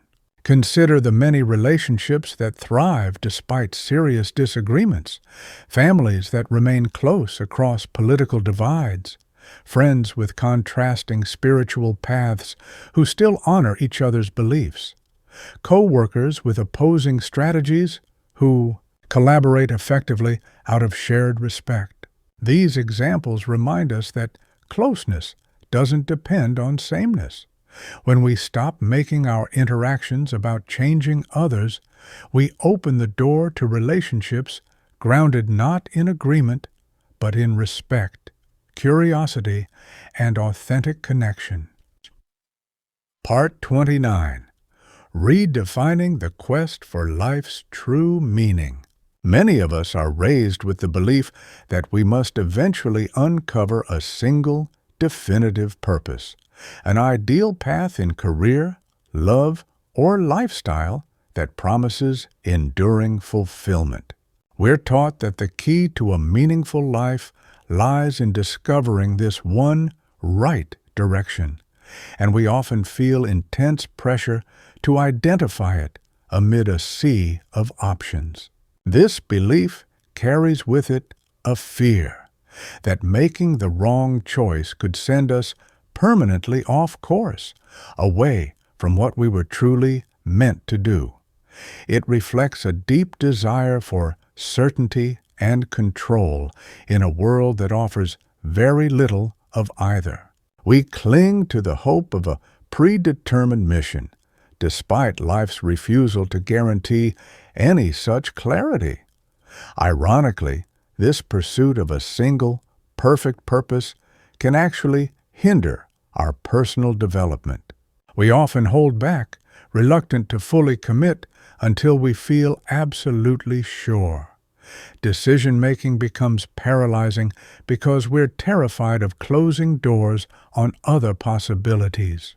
And when challenges inevitably arise, we tend to see them as signs we've chosen incorrectly instead of recognizing them as normal parts of any meaningful pursuit. This fear-based mindset prevents us from engaging deeply with the opportunities right in front of us. We sacrifice the richness of the present moment in exchange for an imagined future where everything falls perfectly into place. The problem with this outlook is that it doesn't reflect how purpose truly unfolds in real life. Research consistently shows that meaning and satisfaction are born from involvement and effort, not from stumbling upon some idealized role in advance. Purpose isn't something we discover fully formed. It's something we craft through consistent investment in things that matter. Those who feel genuinely fulfilled often realize, in hindsight, that their sense of meaning came from a wide array of experiences, not from a single, lifelong mission. The belief in one perfect calling not only breeds anxiety, but also distorts how meaning actually develops. We end up chasing an illusion, searching for something that doesn't exist in the way we've been led to believe. Letting go of this narrow idea doesn't mean surrendering the search for purpose. It means understanding that meaning is something we create through action, not something revealed in a moment of clarity. It also means recognizing that meaningful work and relationships will never be without difficulties. A sense of purpose doesn't eliminate hardship. It equips us with the resilience to move through it. When we stop insisting that life hand us a flawless, pre-written mission, we free ourselves to discover meaning in a variety of pursuits. Look at the lives of those who've made a lasting impact. They often didn't follow a straight path. Their journeys were full of unexpected turns, varied chapters, and surprising shifts in direction. Their influence came not from sticking to a rigid plan, but from fully engaging with each stage of life as it unfolded. This perspective invites a more expansive understanding of meaning, one that allows for purpose to be found in multiple directions, not just a single destination. Releasing the need for a singular life purpose opens the door to a fuller, more varied existence, one enriched by many different forms of meaningful contribution across all phases of life. Part 30. Releasing the urge to be universally approved. Many of us spend a significant amount of energy trying to gain the favor of everyone we encounter. We closely track how we're perceived, constantly adjusting our speech, behavior, and even personalities to match what we think others want from us. This impulse to mold ourselves into whatever role is expected, like a social shapeshifter, becomes mentally and emotionally exhausting over time. Rather than being anchored in a stable sense of self, we find ourselves depleted from this continuous self-editing. At the core of this behavior is often a deep-seated fear that our true selves might not be lovable or accepted. In an attempt to avoid rejection, we try to secure approval through people-pleasing, mistaking this habit for genuine connection. However, this compulsion to be liked by everyone causes serious disruption, internally and within our relationships. The result is often a fragmented identity. We present different versions of ourselves depending on who we're with, which creates confusion, not only for others, but within ourselves. We may find ourselves agreeing with opposing viewpoints just to avoid conflict, leading to internal dissonance and mental strain. To avoid disapproval, we suppress or hide aspects of our personality, distancing ourselves from our authentic identity. These self-betrayals prevent us from forming deep, meaningful relationships that are built on mutual truth and understanding. Instead, we're left with superficial interactions that lack real depth.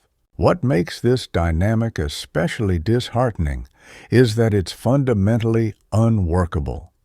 The sheer diversity in human preferences, values, and personalities ensures that universal approval is impossible.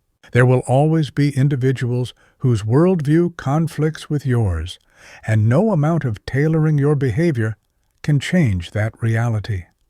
Pursuing universal acceptance isn't just draining, it's a futile endeavor. In striving for a form of validation that doesn't exist, we often abandon our real selves in the process. Letting go of this pursuit doesn't require becoming harsh, egotistical, or intentionally controversial. Rather, it means acknowledging that real connection and mutual understanding are only possible with certain people, under certain circumstances. It also calls for a shift in perspective, recognizing that disapproval, when based on value differences, is not a reflection of your inadequacy, but simply a sign of misalignment. Releasing the need to be liked by everyone makes space for deeper, more sincere relationships, ones built on truth, not performance. Consider how many of history's most influential individuals were far from universally accepted. In fact, they were often polarizing. Their significance didn't come from seeking mass approval, but from boldly expressing unique perspectives and staying true to themselves. This serves as a powerful reminder. Being disliked by some can be a sign that you are living authentically. The more we relinquish the chase for blanket approval, the more we liberate ourselves to speak with honesty, live with integrity, and form relationships grounded in authenticity, something no amount of pretending can ever replace. Part 31. Embracing the Aging Process. Contemporary culture places extraordinary value on maintaining a youthful appearance long past early adulthood. Rather than viewing aging as a natural and inevitable part of life, we are often conditioned to see it as a problem to be solved. Entire industries flourish by capitalizing on the widespread anxiety surrounding the physical signs of growing older. Characteristics traditionally associated with aging, such as graying hair, wrinkles, and changes in body composition, are routinely presented as imperfections needing correction.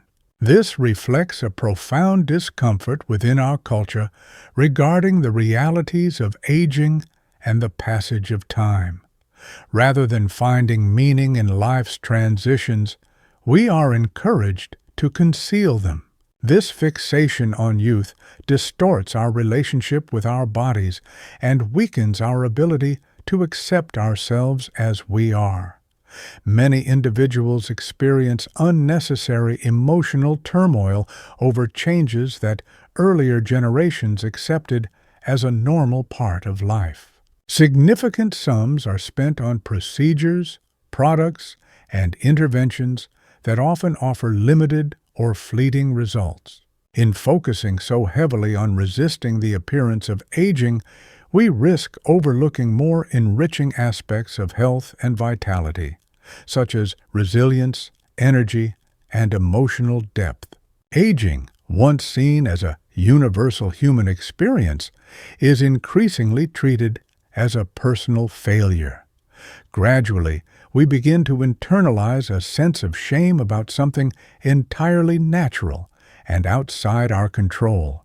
What makes this trend especially damaging is its tendency to sever us from the deeper meaning found in life's various stages.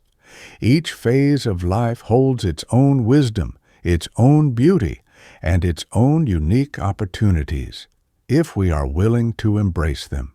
The experience and perspective that come with age should be recognized as valuable assets, not burdens. The physical shifts we undergo can be viewed not merely as signs of decline, but as marks of a life well lived. Yet our relentless chase after youthful aesthetics often blinds us to this richer understanding of worth. In clinging to the past, we risk missing the richness of the present. Rejecting the pressure to look forever young is not an act of neglect. It's a conscious redefinition of what it means to be truly attractive.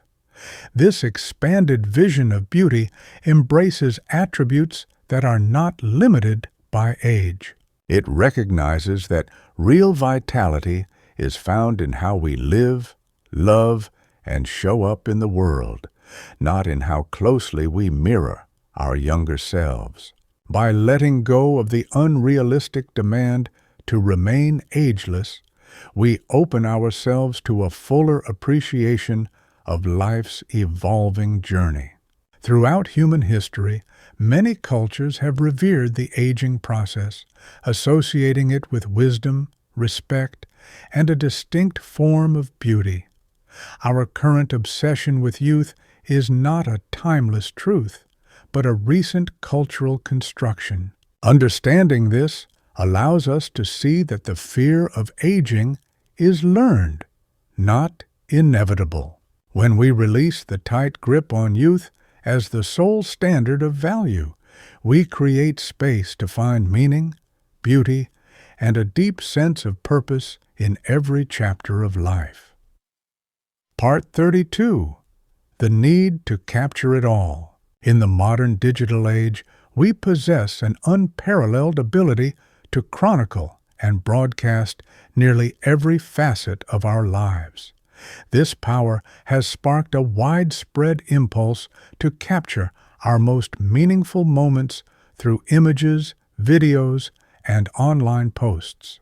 What were once personal experiences are now frequently viewed as material to be documented and shared. Our smartphones and cameras, once tools to enhance memory, often become barriers that separate us from the immediacy of the moment. This behavior stems from deeper psychological concerns, chief among them the fear of forgetting and the desire to be seen in a particular light. In trying to hold on to fleeting moments and gain social approval, we frequently sacrifice authentic engagement for the illusion of preserving them forever. This compulsion to document alters the way we connect with our own experiences. Rather than immersing ourselves fully in significant moments, we frequently divide our awareness, half living the experience, half attempting to capture it. This fragmentation doesn't just weaken our presence, it introduces a subtle sense of performance. We begin to shape our experiences based on how they might appear to others, prioritizing visual appeal and shareability over emotional or personal depth. Slowly, this habit changes how we live our lives, replacing authenticity with curated representation. We increasingly find ourselves on the sidelines of our own experiences, watching them unfold through screens instead of fully engaging. The irony is stark. The urge to preserve memories often works against us. Research suggests that over-documenting, especially through excessive photo-taking, can actually hinder our ability to retain information. When attention is divided between living and recording, our brains encode memories less effectively. The very tools we rely on to help us remember may, in fact, dull our recollection. Furthermore, much of what we tirelessly capture, countless photos, endless videos, rarely gets revisited. We accumulate far more digital content than we ever take time to reflect on.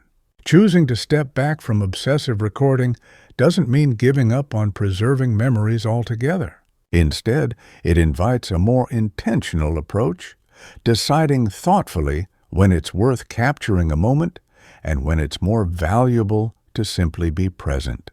This shift in mindset involves understanding that the core of our most cherished experiences often resists digital capture.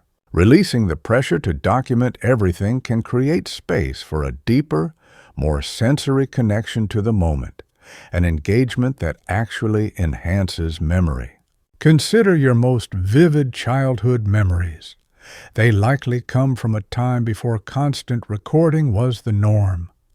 Those enduring memories last precisely because we were completely present, allowing our minds to absorb and encode the experience fully.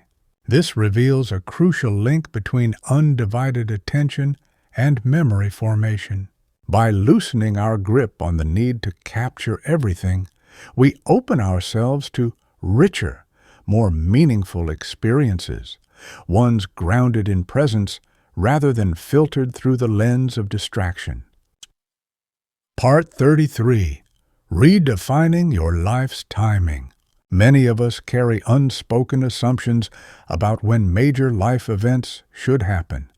Marriage by a certain age, career milestones achieved on schedule, children arriving within a narrow window. These timelines often feel like obligations, not personal choices. When our lives deviate from them, even in fulfilling ways, we may still feel anxious or as though we've fallen behind. This mindset is rooted in our desire for certainty and control in a world that is inherently unpredictable. To manage that uncertainty, we build structured timelines that offer a sense of order. But these self-imposed deadlines, rather than offering peace, often lead to stress and misaligned decisions. We act not from readiness, but from fear that we're running out of time. Instead of making choices based on our unique circumstances, we often default to comparison. Watching others reach milestones on time can lead us to question our own path, even when we're content. Natural variations in life's timing start to feel like personal failures simply because they don't match an arbitrary timeline.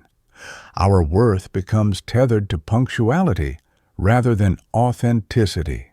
This becomes even more limiting when considered in light of today's increasingly varied life journeys. People are shifting careers in midlife, starting families at widely different ages, entering relationships well into later adulthood, or rejecting traditional paths altogether. These diverse experiences aren't exceptions. They reflect a broader cultural shift toward adaptability, self-knowledge, and changing societal norms. The conventional life timeline no longer reflects the richness or reality of modern living. Yet many still measure their progress against outdated benchmarks, following a roadmap that no longer fits the terrain. Releasing the grip on rigid timelines doesn't mean surrendering direction or purpose. It means allowing space for a more adaptive and personalized unfolding of our lives. A meaningful life isn't dictated by whether milestones happen on cue. True fulfillment often comes when timing aligns with genuine readiness, not external pressure. When we stop treating time as a race or a measure of value, we free ourselves to make decisions from a place of clarity and inner conviction. Think of the countless inspiring lives shaped beyond the limits of traditional timing, careers that took off in midlife, profound love found outside expected windows, or impactful achievements that emerged at surprising moments. These narratives remind us that purpose and joy are not bound by the clock. By releasing rigid expectations, we give ourselves permission to live in harmony with our own rhythm. A timeline that reflects who we truly are and not who we're told to be leads to choices rooted in alignment, not anxiety. In that freedom, we find not only peace, but a deeper, more lasting sense of fulfillment. Part 34. Rethinking Digital Communication Expectations. In the modern digital era, social expectations around availability and response time have grown increasingly rigid. There's a growing assumption that we should be instantly reachable and ready to reply, no matter the time or our circumstances. Features like read receipts, online activity indicators, and last seen timestamps now function less as conveniences and more as subtle forms of oversight, generating quiet pressure and discomfort. Even slight delays in responding can now seem to require explanations or apologies, even when those pauses are simply part of maintaining healthy boundaries. This shift mirrors a larger cultural movement toward perpetual accessibility. What used to be occasional, intentional communication has transformed into an expectation of constant contact. The drive to respond immediately can disrupt our concentration and strain our relationships as we break our focus to manage a steady stream of incoming messages. Taking time to rest or focus deeply can leave us feeling uneasy, as if we're shirking some unspoken duty. At the same time, we often misread others' slower responses as disinterest or avoidance, when they may simply be prioritizing their own mental space. The very tools designed to streamline communication have instead begun to create feelings of stress and obligation. We're no longer fully in control of these technologies. Increasingly, they control us. This dynamic is especially troubling because it clashes directly with the mental clarity and emotional presence needed for meaningful work and connection. Deep thinking, creative breakthroughs, and authentic relationships all require uninterrupted attention. The fragmented focus caused by constant digital monitoring erodes the conditions necessary for any of these to flourish. In our effort to remain perpetually available, we sacrifice depth in both our output and our relationships. It's a lopsided trade, giving up what truly matters in favor of what's merely immediate. Responding urgently becomes the norm, even when the task isn't important. But stepping back from these norms doesn't mean abandoning responsibility or neglecting others. Rather, it's about creating healthier boundaries that reflect what really matters, rather than letting app notifications set the rules. It means knowing when a quick response builds genuine connection, and when it's just a way to manage discomfort. Releasing ourselves from the expectation of instant replies can open up the space needed for deeper focus and more meaningful interactions. Consider the times when your most insightful conversations or creative ideas have surfaced. They likely didn't happen while you were juggling messages or checking notifications. Instead, they emerged when you were fully present. These experiences demonstrate how setting communication boundaries can enrich both our productivity and our connections. To reach true depth, we must sometimes be willing to step away, at least for a while. By shifting our mindset away from constant responsiveness, we make room for something far more valuable: work and relationships grounded in quality, not just speed or frequency. Part 35. The Fantasy of the Future Self. Many of us indulge in a subtle form of wishful thinking when we imagine who we're going to become. We envision a future self who somehow possesses all the qualities we currently struggle to cultivate: unwavering motivation, flawless discipline, and unshakable willpower. This idealized version of ourselves is always ready to tackle what we're avoiding today. They'll wake up early without complaint, make consistently healthy choices, and enthusiastically take on difficult tasks. This way of thinking exposes a deeper psychological disconnect. We tend to see our future self as a separate, upgraded person, someone fundamentally different from who we are now, rather than just a continuation of our present identity. In doing so, we outsource today's difficult decisions to an imagined version of ourselves we assume will be stronger, more driven, and more capable of following through. But this illusion creates tangible consequences. We postpone action under the false assumption that things will somehow be easier later. We borrow against our future time and energy as if they're unlimited resources, which only sets us up for stress and disappointment. In prioritizing immediate ease, we push the long-term costs onto our future self, as though they'll be better equipped to handle them. The trouble is, those postponed responsibilities don't disappear. They accumulate. Each delay adds to the growing weight our future self will have to carry. And in reality, that future self won't be a radically different person. They'll likely face the same challenges and hesitations we do now. We repeatedly overestimate how much we'll be able to manage later, while underestimating how hard it will still feel when the time comes. This pattern is particularly harmful because it erodes our self-trust. Every time we make a promise to ourselves about what we'll do later and then fail to follow through, we quietly chip away at our credibility. Over time, these repeated letdowns form a pattern of broken commitments, undermining our confidence and making it harder to believe that we're capable of lasting change. The doubt creeps in, not because we lack potential, but because we've conditioned ourselves to expect failure.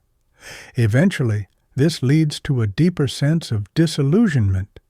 What once felt like hopeful goal setting begins to feel like an empty ritual.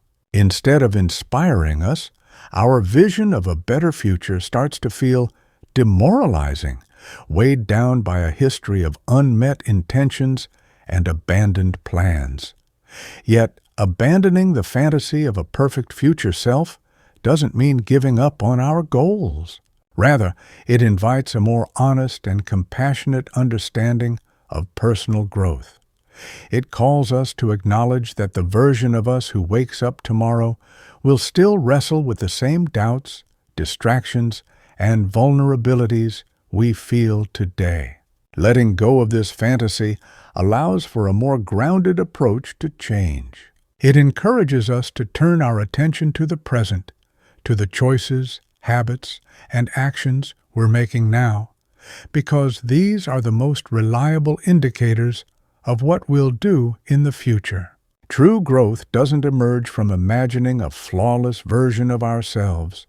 It stems from making slightly better choices with the imperfect self we already are.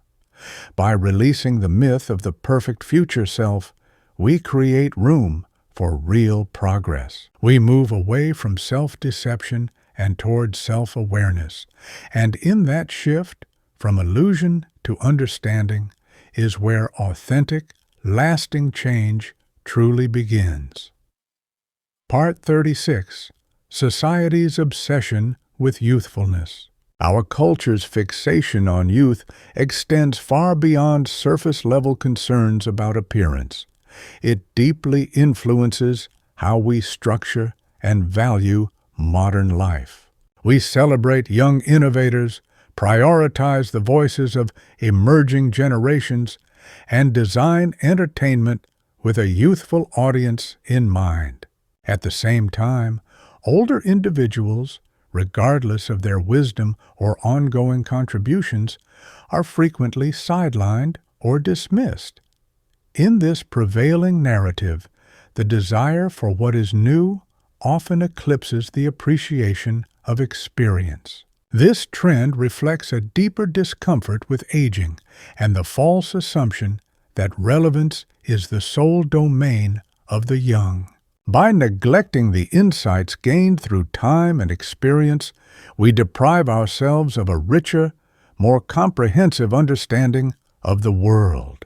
Our cultural infatuation with youth creates significant barriers to long-term societal growth by routinely discarding hard-earned knowledge.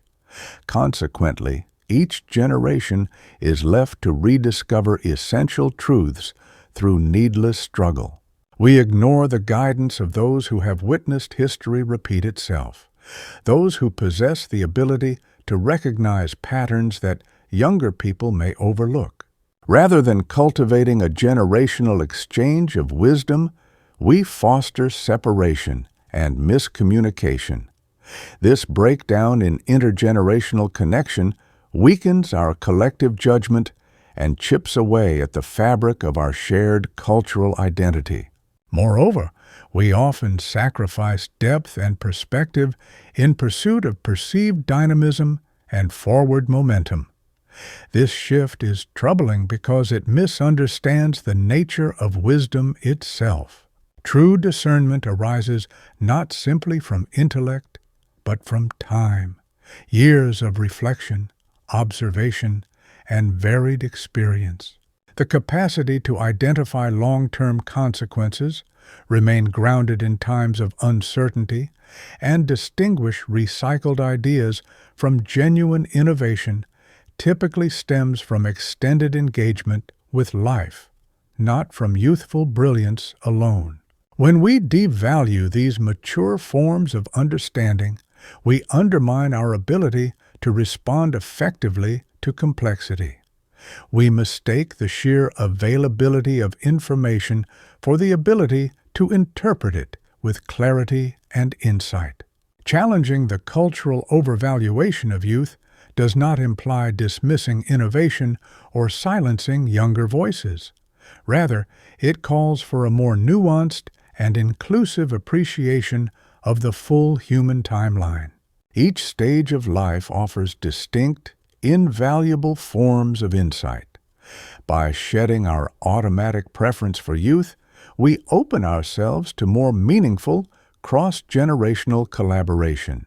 Throughout history, the most enduring cultures have thrived not by rejecting tradition or embracing change indiscriminately, but by balancing the two.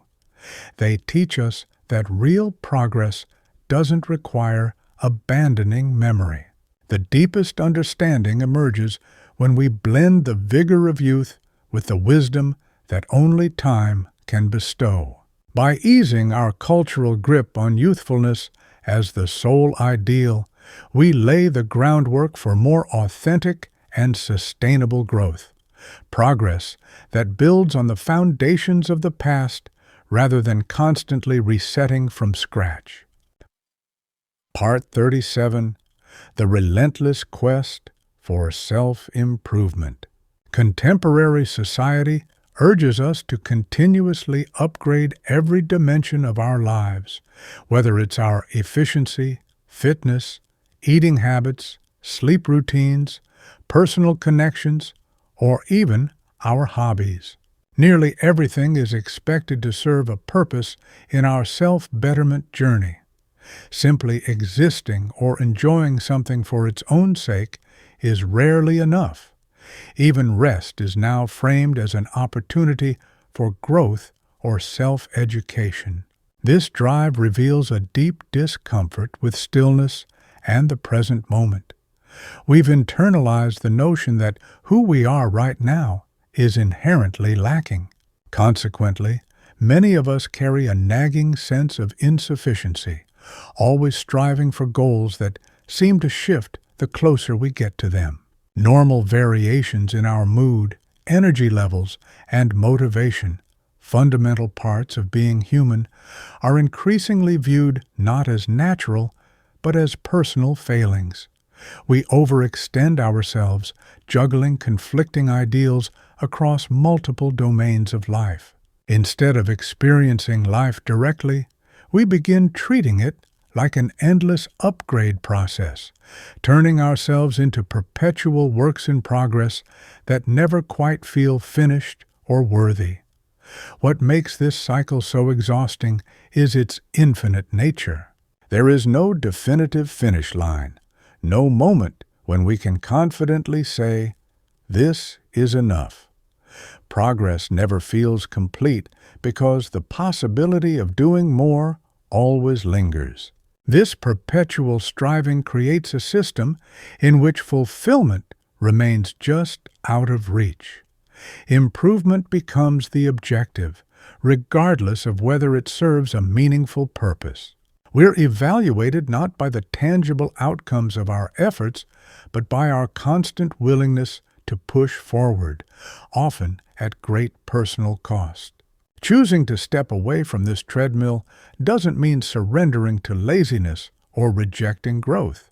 It means fostering a more sustainable and compassionate relationship with change. It requires us to distinguish between growth that brings genuine value and efforts that merely distract us from the discomfort of being as we are.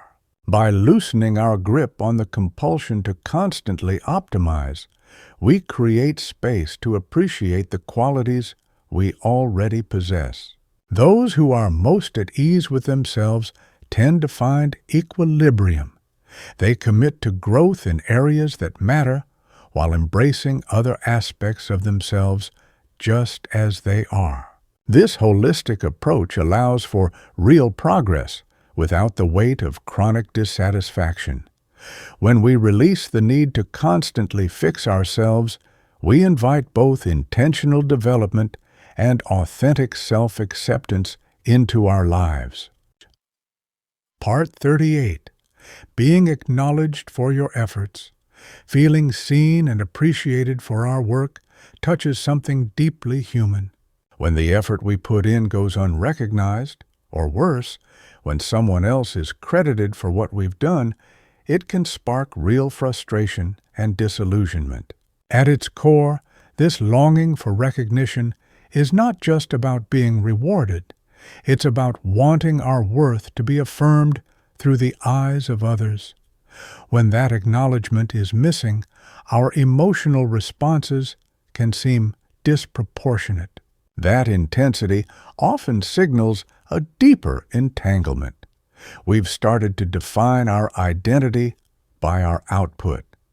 When who we are becomes inseparable from what we do, recognition transforms from a nice-to-have into something we feel we need to stay grounded. This can complicate our professional interactions. We might avoid team settings where our contributions aren't easily isolated or publicly acknowledged. In such environments, we may become envious of colleagues or leaders who are applauded for shared accomplishments. Our priorities might begin to shift, choosing projects based on visibility rather than purpose or impact. Over time, this outlook drains both our capacity for true collaboration and the inner satisfaction we once derived from the work itself. When the spotlight becomes the goal, the deeper value of our contributions fades. This attitude is especially constraining because it runs counter to how real, lasting impact usually takes shape. Meaningful work rarely stems from a single hand. It grows out of collective effort, where individual roles are often intertwined and indistinct. Some of the most vital contributions happen in the background, enabling others to shine. When we chase recognition, we risk overlooking the essential, often invisible, interdependence that underlies great outcomes. Modern culture often romanticizes the lone genius, but that narrative is more myth than reality. Insisting on personal acknowledgement can actually stifle the deep cooperation needed to achieve meaningful results. Letting go of the need to be recognized doesn't mean accepting unfairness or underpayment. It means separating our emotional need for validation from the objective need for proper credit. This change in mindset invites us to find meaning in the act of contributing itself, rather than in how others respond to it. When we stop depending on external validation to feel valuable, we connect more deeply with the purpose behind our efforts. Many of history's most impactful figures, across disciplines like science, the arts, and social justice, made their greatest contributions far from the public eye, motivated not by recognition, but by a deep devotion to their mission. Their lives remind us that personal significance doesn't require public praise. When we release the grip of ego and stop chasing credit, we give ourselves permission to focus on work that truly matters, work fueled by intention rather than image. In doing so, we open the door to more sincere, collaborative, and lasting contributions to the world. Part 39. The Pursuit of Universal Agreement. It's easy to slip into the belief that our decisions must be met with approval from everyone around us. When family challenges our direction, friends voice hesitation, or co-workers disagree, it often leaves us feeling rattled. This reaction stems from a deep-seated longing for validation from others. When our choices aren't universally endorsed, we begin to second-guess ourselves. That hesitation reveals our discomfort with the ambiguity that often accompanies significant decisions. To avoid that discomfort, we seek the false comfort of widespread agreement. But this craving for unanimous support can come at a high cost. It delays our progress as we chase an unreachable ideal. In the process, we may compromise bold ideas to appease differing viewpoints. Even a single objection, especially from someone whose opinion we value, can spark unnecessary doubt. Such responses weaken the clarity and confidence we need to take decisive action. Instead of standing firm in our own sense of direction, we start relying on others to validate our path. The real danger lies in the fact that it's simply not possible to please everyone. Every impactful decision is bound to trigger a variety of reactions, since those around us have diverse backgrounds, priorities, and beliefs. What one person praises, another may criticize. This divergence isn't a flaw in your reasoning. It's a reflection of the richness of human perspectives. Hoping for unanimous agreement isn't just unrealistic. It's a fantasy we must abandon. Still, releasing the need for universal approval doesn't mean dismissing thoughtful input or ignoring genuine concerns.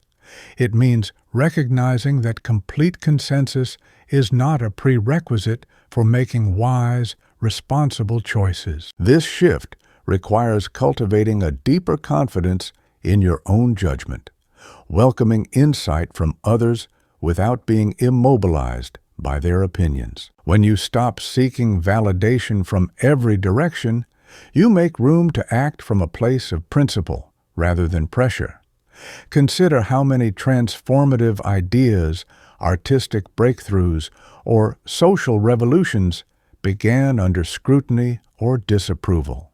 The most groundbreaking journeys rarely begin with a standing ovation. They usually meet resistance first. This underscores a vital truth. The boldest choices often attract disagreement. By letting go of the need for everyone's approval, you empower yourself to make decisions guided by integrity and conviction, rather than the ever-shifting opinions of the crowd. Part 40. The Illusion of Judgment.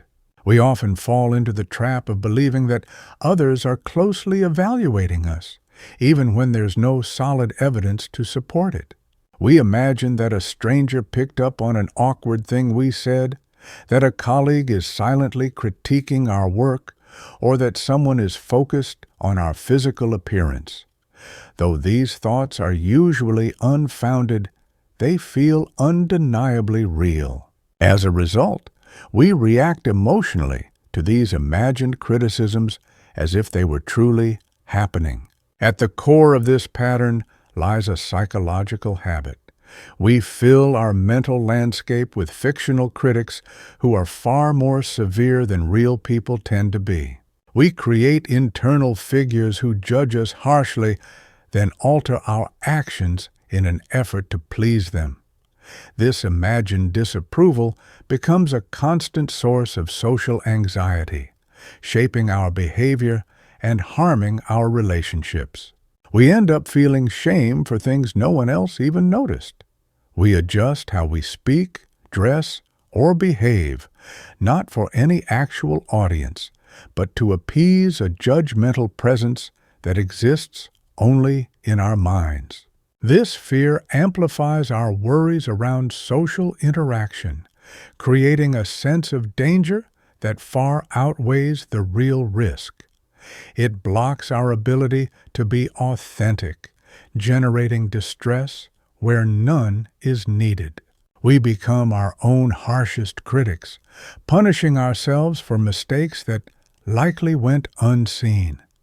What makes this psychological habit so damaging is its distortion of reality.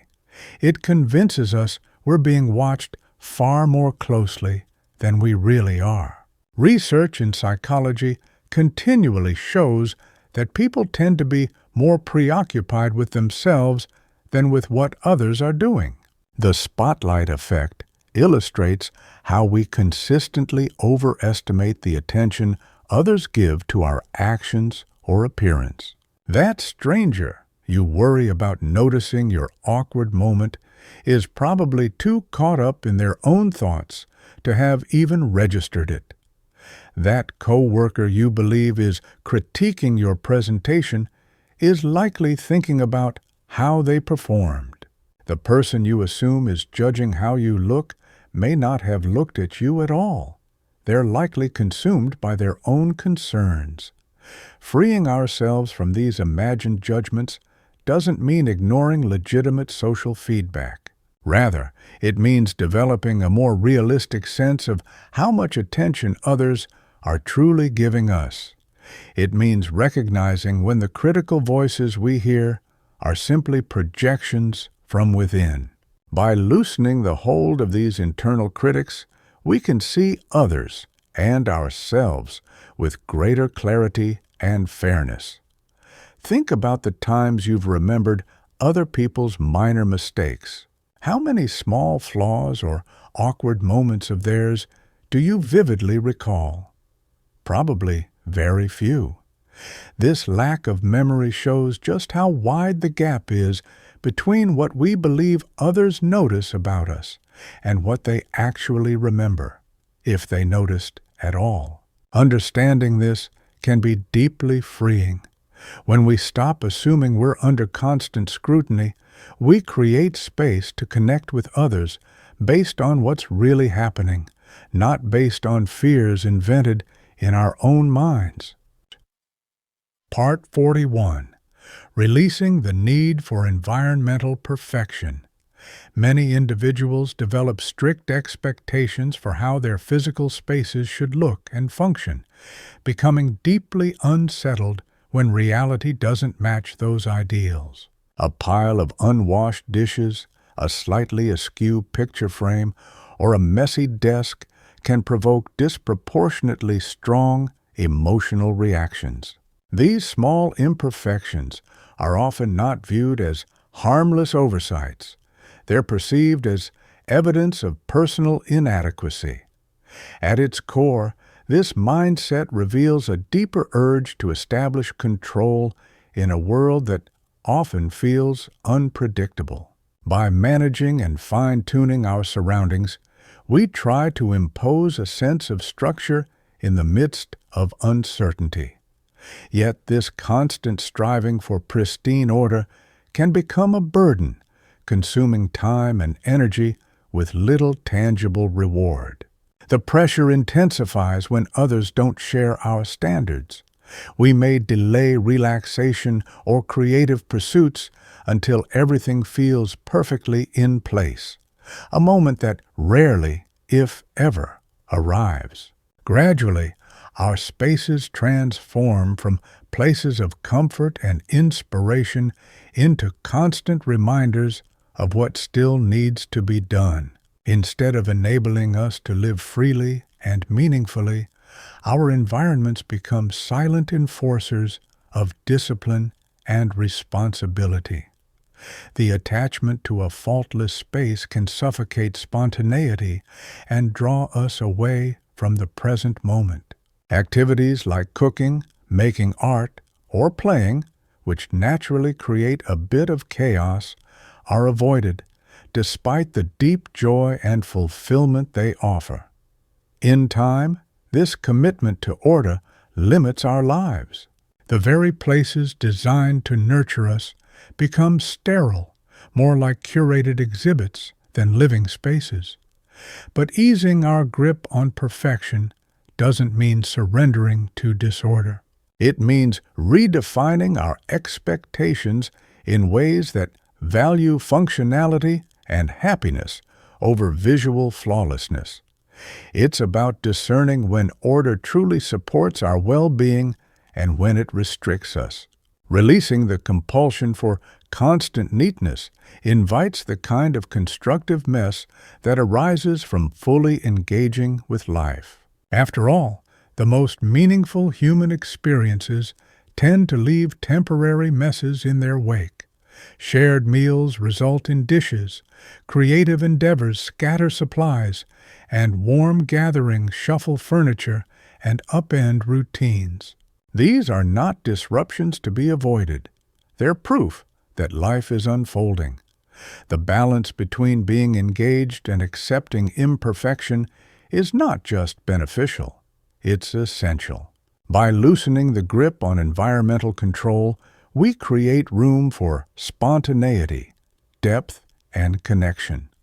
Our spaces evolve from being showcases of order to becoming genuine reflections of lived experience, messy, vibrant, and alive. Part 42. Releasing the illusion of being the exception. Many of us hold on to a quiet, persistent belief that while general rules and statistics may apply to most people, we somehow stand apart. We're aware of the risks certain behaviors carry, yet convince ourselves we'll avoid the consequences.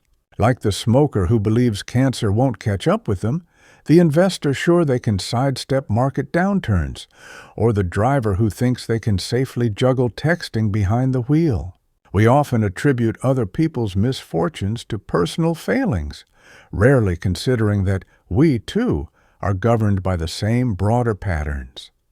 This mindset reveals our discomfort with seeing ourselves as vulnerable, just as human, just as limited. In the face of unpredictability, we craft a comforting narrative that we are uniquely immune, a rare exception to the rules. But this illusion, while reassuring, can quietly steer us toward avoidable harm. By convincing ourselves that we're shielded from common risks, we take unnecessary chances. We neglect to prepare for possible failures, not fully grasping our own exposure. And when things inevitably go wrong, despite the warnings, we're stunned, as though we couldn't have seen it coming. This denial of reality weakens our ability to respond wisely to what could have been anticipated with clearer eyes. In exchange for a fragile sense of comfort, we disconnect from the way the world truly works. Statistical patterns exist because they reflect real tendencies over time. They are not arbitrary. While exceptions happen, assuming you are one without solid reason isn't hopeful thinking. It's wishful illusion. Believing we're protected from well-known dangers isn't optimism. It's a form of self-deception. This skewed outlook distorts our choices in subtle but powerful ways. One reason it persists is that we often focus on rare success stories that validate our hopes, while ignoring the overwhelming number of cases that contradict them. By selectively tuning in to the few outcomes that align with our desires, we fuel the illusion that we are different. Letting go of the need to be exceptional doesn't mean surrendering your dreams or losing self-belief. It means gaining the clarity to evaluate risk honestly and to see how larger patterns might apply to you personally. It's about identifying when your confidence is grounded in evidence and when it's just a coping mechanism disguised as certainty.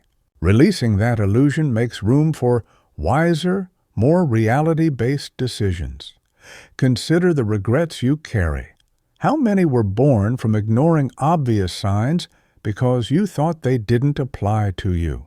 The relationships you overlooked warning flags in, the health advice you downplayed, the risky financial choices you brushed off?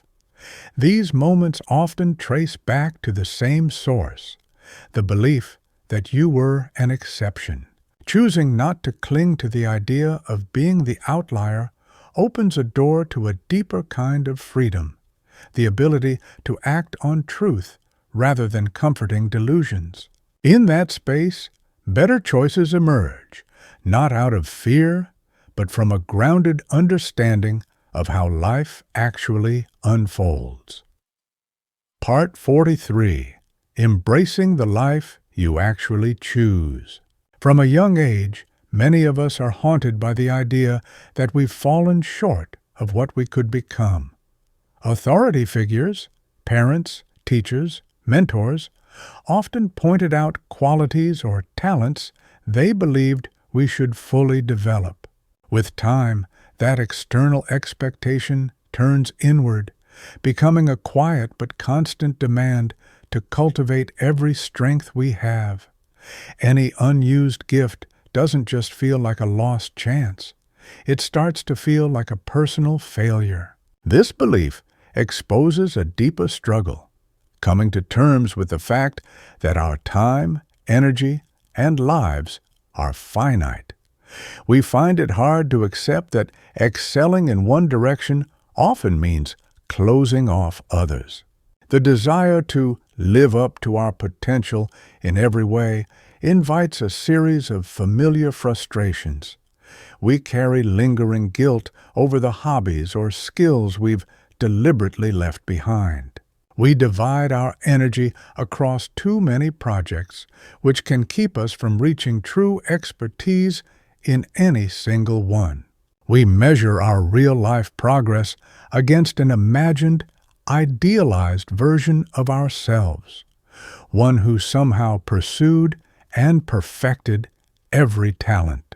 These inner tensions not only undermine our accomplishments, but also rob us of the serenity that comes with accepting our human limits. We get stuck between feeling we're not doing enough and trying to do far too much. What makes this mindset so harmful is the way it warps our understanding of what growth and achievement actually require. Excellence in any discipline involves far more than raw ability. It calls for long-term commitment, deliberate sacrifice, and an understanding that choosing one path means letting others go. The virtuoso pianist doesn't also train to be a neurosurgeon. The parent who chooses presence at home may relinquish certain professional dreams. The master of a field often narrows their focus, trading breadth for depth. These decisions aren't failures. They reflect the inescapable boundaries we all live within. The fantasy of realizing all our potential refuses to acknowledge those limits. It sets an unreachable benchmark and leaves us feeling deficient when we don't meet it. Letting go of the pressure to realize every potential doesn't mean abandoning your ambitions or settling for less. Rather, it means recognizing that thoughtful focus is a mark of maturity, not a shortcoming. It's an awareness that undeveloped talents aren't moral lapses. They're simply the inevitable price of devoting yourself to what matters most. When you release the need to optimize every aspect of yourself, you create space to pursue depth where it genuinely counts. Nearly every person who has achieved something extraordinary did so by intentionally not pursuing countless other avenues. Their success didn't come from doing everything. It came from choosing what to do with unwavering dedication. This recurring pattern reveals a fundamental truth. Real achievement always involves conscious limitation.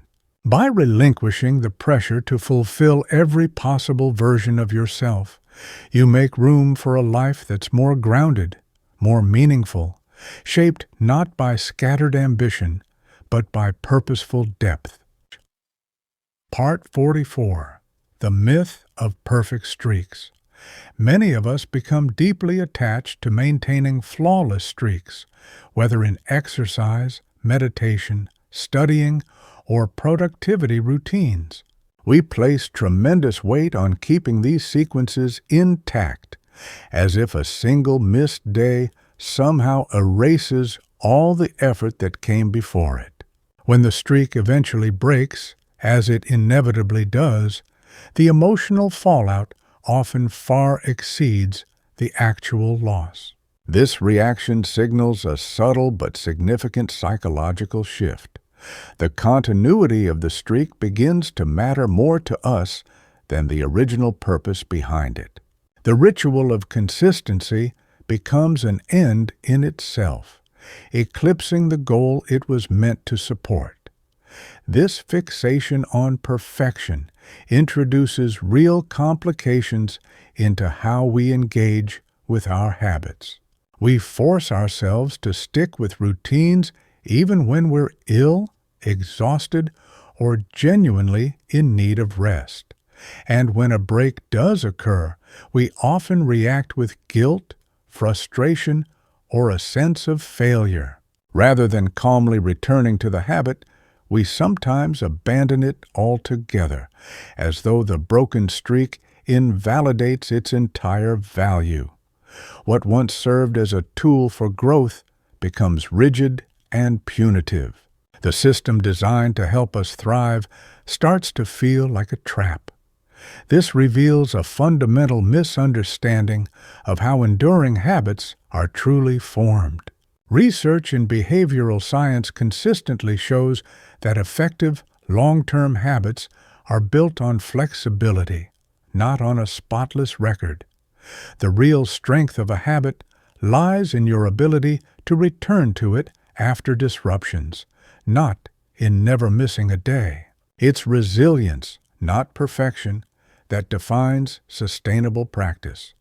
Paradoxically, the pressure to maintain an unbroken streak actually increases the likelihood of giving up entirely. When we adopt an all-or-nothing mentality, even a minor interruption can unravel the whole effort. But releasing the obsession with perfection doesn't mean you're any less disciplined. On the contrary, it signals a more mature kind of commitment, one that can accommodate life's inevitable fluctuations. Making this mental shift means understanding that routines should support your well-being, not become a yardstick for self-worth. Letting go of the need for perfect continuity allows you to foster the adaptability that real, lasting habits depend on. Think about the meaningful practices you've returned to again and again, even after breaks. The academic path with pauses, the creative project that ebbed and flowed, the fitness journey that made room for rest and healing. These examples embody the true rhythm of growth: active engagement, temporary pause, and deliberate return. This cyclical pattern isn't a sign of failure. It's a natural and essential part of sustainable progress. By releasing the pressure to maintain unbroken streaks, we allow ourselves to develop habits that can flex with life's changes without falling apart. Part 45. Regrettable purchases. It's not uncommon for people to feel a disproportionate sense of letdown when they realize a purchase didn't turn out as expected. Whether it's an expensive device gathering dust, a barely used membership, or a piece of clothing that never gets worn, the regret often goes beyond the money spent. It can strike at our sense of judgment, making us question our ability to make sound decisions. A simple buying misstep can quickly become a symbol of personal failure in our minds. This reaction is part of a broader psychological tendency. We judge our past decisions by their outcomes rather than by the logic or reasoning we applied when we made them. In hindsight, we hold ourselves accountable for not knowing what was unknowable at the time. This drive to avoid error at all costs can warp how we relate to our money and possessions. The emotional sting of a regrettable purchase frequently outweighs the actual financial loss. We may become overly cautious in future choices, afraid to repeat the same error. Or we may cling to unused items just to avoid admitting a mistake. These reactions can make the regret linger longer than it needs to. Rather than letting go, we intensify the impact by layering emotional distress onto a relatively minor financial slip. Often, the regret itself ends up being more costly, psychologically, than the item ever was. What makes this especially counterproductive is that it ignores a fundamental reality. Uncertainty is a natural part of any buying decision. No amount of research or planning can remove all risk of dissatisfaction. Life is full of change. Our habits evolve, our preferences shift, and our needs transform in ways we can't always foresee. Many purchases that end up unused or unhelpful aren't the result of poor decision-making, but are simply a reflection of life's unpredictability. Expecting ourselves to have flawless foresight is to deny how real-world decisions are made. We often expect ourselves to predict the future with unerring accuracy, but this standard is impossible to meet. Releasing that unrealistic expectation doesn't mean being careless or indifferent about how we spend. Instead, it invites a more balanced response, one that aligns with the actual weight of the mistake. It allows us to treat these experiences not as reflections of personal inadequacy, but as opportunities for growth. When we stop demanding perfection in every purchase, we give ourselves permission to learn without harsh self-judgment. Many of the world's most valuable insights have emerged from missteps or unexpected outcomes, mistakes that turned out to be doors to new understanding or progress. Adopting this mindset reveals the hidden value in what initially feels like failure. By shifting our perspective from self-blame to self-compassion, we allow ourselves to treat imperfect purchases as lessons rather than lasting burdens. That shift opens the door to more thoughtful, more humane relationships with our finances and with ourselves. Part 46. The real way to win an argument. Most of us step into disagreements with one clear objective: to win. We arm ourselves with evidence, craft persuasive points, and push back against opposition with growing intensity. The goal is often to persuade the other person to accept our stance or admit defeat. So, when our seemingly flawless logic fails to sway them, it can be deeply frustrating. This approach reveals a deeper issue. We frequently treat arguments as battles to be won, rather than opportunities to understand one another. Our definition of success becomes rooted in overpowering the other person, instead of achieving shared insight. This win-at-all-costs mentality introduces tension into our interactions. Rather than listening to truly hear, we listen to reply, or to dismantle. As emotions escalate, so does our intensity, which usually leads the other person to become defensive rather than open. In the pursuit of being right, we may end up doing real harm to the relationship itself. What could have been a constructive exchange turns into a power struggle, one that drains trust no matter who emerges as the winner. Even if we come out ahead on the surface, we may lose something far more important underneath. The most troubling part of this dynamic is how poorly it aligns with how people actually change their minds. Research repeatedly shows that transformation doesn't happen through confrontation or verbal defeat. Instead, genuine shifts in perspective occur later, often during quiet, pressure-free moments when individuals feel safe enough to reflect without fear of being judged or proven wrong. Strangely, the very tactics we believe make us persuasive, forceful arguments, pointed rebuttals, often push others further away. We may win the skirmish, but we forfeit the deeper chance to influence meaningfully. Choosing not to fixate on winning isn't a sign of weakness or intellectual compromise. Rather, it's a strategic decision to prioritize understanding, which lays the groundwork for real persuasion. This new approach calls for active, empathetic listening, focusing on understanding before seeking to be understood.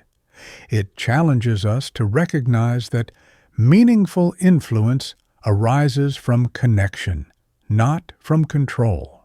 When we abandon the urge to coerce agreement or pressure others into conceding, we make space for authentic, transformative dialogue that can shift perspectives, including our own. Reflect on the times your own thinking has evolved. Chances are it wasn't because someone cornered you in a debate, but because you felt heard and valued, even amid disagreement. You were given the freedom to reconsider without feeling undermined. This insight reveals a powerful paradox. Our greatest capacity to influence others often comes when we release the desire to win. When we stop viewing conversations as competitions, we unlock the true potential of mutual understanding. And in that openness, we find a deeper kind of influence, one born not from dominance, but from genuine human connection. Part 47. Escaping the sunk cost trap. It's often remarkably hard to abandon a course we've invested in, even when it no longer benefits us. We may stay in draining jobs because of the years we spent earning credentials. We might cling to faltering relationships simply due to the time and effort already poured into them. Even unread books collect dust on our shelves, kept not out of interest, but because we once paid for them. The truth is, we struggle to accept that what's been spent, whether time, energy, or money, cannot be retrieved. This reluctance to waste our past efforts causes deep psychological discomfort. It points to a common mental bias, shaping our present decisions around a desire to justify past costs rather than making choices that lead to future benefits. Instead of planning forward, we become trapped in backward-looking thinking. This cognitive error, known as the sunk cost fallacy, distorts our judgment and undermines rational decision-making. The consequences of this mindset are far-reaching. We often remain in unfulfilling situations far longer than we should. We persuade ourselves that enduring discomfort is a form of commitment or strength, even as our dissatisfaction intensifies. Viable alternatives are dismissed, not on merit, but because they seem to waste what's already been invested. Instead of transforming our past experiences into wisdom, we allow them to become burdens that restrict our freedom to change. Over time, our past choices begin to wield undue power over our current options. The real danger lies in the flawed assumption that further investment might somehow recover what has already been lost. But no matter how much we've previously contributed, that cost is already spent, irretrievably gone, regardless of whether we continue or walk away. What truly matters is not preserving past sacrifices, but making choices that improve our future. Clinging to irrecoverable investments clouds our ability to see clearly. We trade the potential of what could be for the illusion of salvaging what's already over. Importantly, choosing to let go of sunk costs doesn't indicate weakness or a lack of commitment. Instead, it reflects a mature ability to assess our situation based on present realities and future possibilities, not outdated obligations. It's about recognizing the difference between wise perseverance and emotional attachment to what no longer serves us. When we stop trying to justify lost resources, we free ourselves to make better decisions aligned with who we are now and where we want to go. Think back to the meaningful turning points in your life that began when you walked away from something you'd heavily invested in. A change in career that seemingly rendered years of education irrelevant. A long-term relationship ended, not due to failure, but because of newfound clarity. A project halted after significant time, and money had already been committed. These moments underscore an important truth.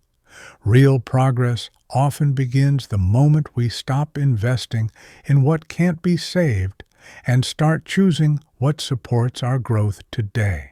By releasing the grip of sunk costs, we allow ourselves the clarity and strength to create a future shaped not by what we've lost, but by everything we still have the power to build. Part 48. The Fallacy of Finishing Everything. Many of us carry a deep-seated belief that once we begin something, whether it's a project, a commitment, or even a book, we must see it through to the end. There's an almost moral weight attached to the act of completion. So, when we feel the urge to walk away from something that no longer inspires us, we're often overcome with guilt. We equate stopping with personal failure as though it signals a lack of discipline or integrity. This instinct to push through lingers even after our original enthusiasm has vanished.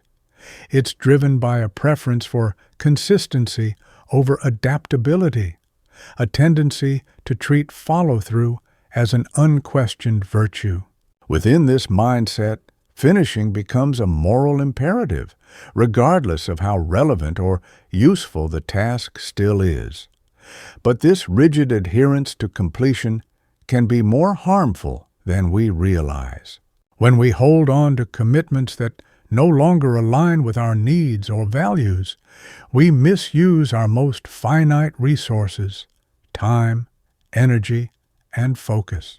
Instead of investing these in areas that could bring real benefit or satisfaction, we exhaust ourselves maintaining responsibilities that no longer serve us. Over time, this creates emotional fatigue, frustration from continuing down paths that no longer make sense, and anxiety over the thought of adding anything new that we might later feel obligated to complete. What begins as a well-intentioned desire to be reliable can morph into a fixed mindset that resists change. Rather than acting as a helpful guideline, the principle of always finishing turns into an inflexible rule, one that limits our ability to pivot or grow. When we fail to consider the reality of our constraints, limited bandwidth, shifting priorities, and evolving goals, we end up honoring outdated commitments at the expense of more meaningful opportunities. Staying loyal to past decisions without reassessment creates a growing mismatch between our efforts and their actual impact. As our lives evolve, the refusal to reallocate our resources leads to mounting inefficiency. We become stuck, optimizing for situations that no longer exist instead of adjusting to what truly matters now. The original purpose behind the impulse to finish, making wise use of our resources, gets lost. Instead of being efficient, we become trapped by the illusion that completion is inherently good, even when it's no longer relevant or valuable. However, releasing the compulsion to finish everything doesn't mean giving up on persistence or becoming unreliable. It means developing sharper judgment, the kind that distinguishes between what's still worth pursuing and what's simply serving a once useful ideal. In many cases, the more courageous and thoughtful choice is to walk away. Letting go of the pressure to complete for completion's sake opens the door to greater flexibility. In fact, history is full of meaningful breakthroughs that only happened because someone chose to shift direction. Whether it was a scientist changing the course of a study, a business reimagining its purpose, or an artist evolving their vision, success often comes from the willingness to abandon plans that no longer fit. These stories underscore a crucial truth. Meaningful progress often involves selective incompletion. By releasing the need to finish everything, we free ourselves to dedicate attention and effort to what's truly important, not just what we once believed might be. Part 49. Understanding Identity as a Lifelong Evolution. Many of us feel pressure to present a stable, unchanging version of ourselves across different situations and over time. When our opinions, tastes, or behaviors shift depending on the context, we can feel uneasy, as if such changes betray our authenticity or suggest a lack of integrity. We often hold tightly to outdated self-concepts, even after they've ceased to reflect who we truly are.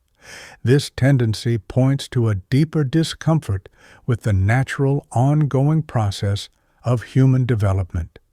We commonly mistake constancy for character. Yet, overvaluing consistency can impede growth. It leads us to dismiss new evidence that challenges our current worldview and to continue acting out roles that no longer align with who we become. When our responses shift based on the environment, we may feel an internal conflict, not because we're being false, but because we've been conditioned to see unchanging identity as a moral standard. Ironically, the very notion of identity, meant to help us understand ourselves, can become an obstacle to transformation. This fixed mindset is particularly limiting when viewed through the lens of psychological science. Research consistently shows that mentally healthy individuals exhibit adaptability and openness to new experiences. In contrast, a rigid, inflexible sense of self is often linked to emotional struggle rather than well-being. The ability to revise our perspectives, embrace new insights, and adjust to changing realities is not a flaw. It's a defining feature of psychological resilience. Expecting ourselves to remain exactly the same over time ignores the mind's innate capacity for learning and adaptation. Paradoxically, what we often label as consistency may be a sign of constraint rather than strength.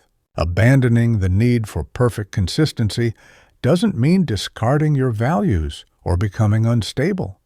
Rather, it means embracing a more dynamic understanding of self, one that evolves in response to experience, context, and growth. True integrity lies in the willingness to integrate new knowledge, not in stubbornly adhering to outdated convictions. By releasing ourselves from the demand to fit a fixed personal mold, we create space for meaningful transformation. Consider the figures we most respect. Their wisdom is often shaped by a willingness to grow.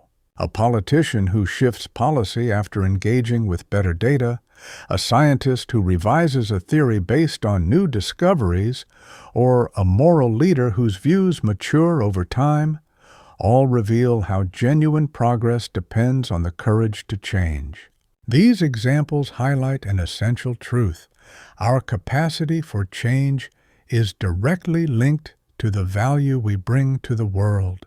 When we stop chasing an artificial sense of uniformity, we allow ourselves to evolve, to learn, and to fully step into the person we are becoming. Part 50. The Role of Titles in Shaping Professional Identity. In today's professional world, job titles often carry far more weight than they were ever intended to bear. Whether labeled as a coordinator, manager, director, or specialist, many individuals come to view these titles as core elements of their identity, both personally and publicly. As a result, even minor changes in title due to internal restructuring can feel surprisingly jarring.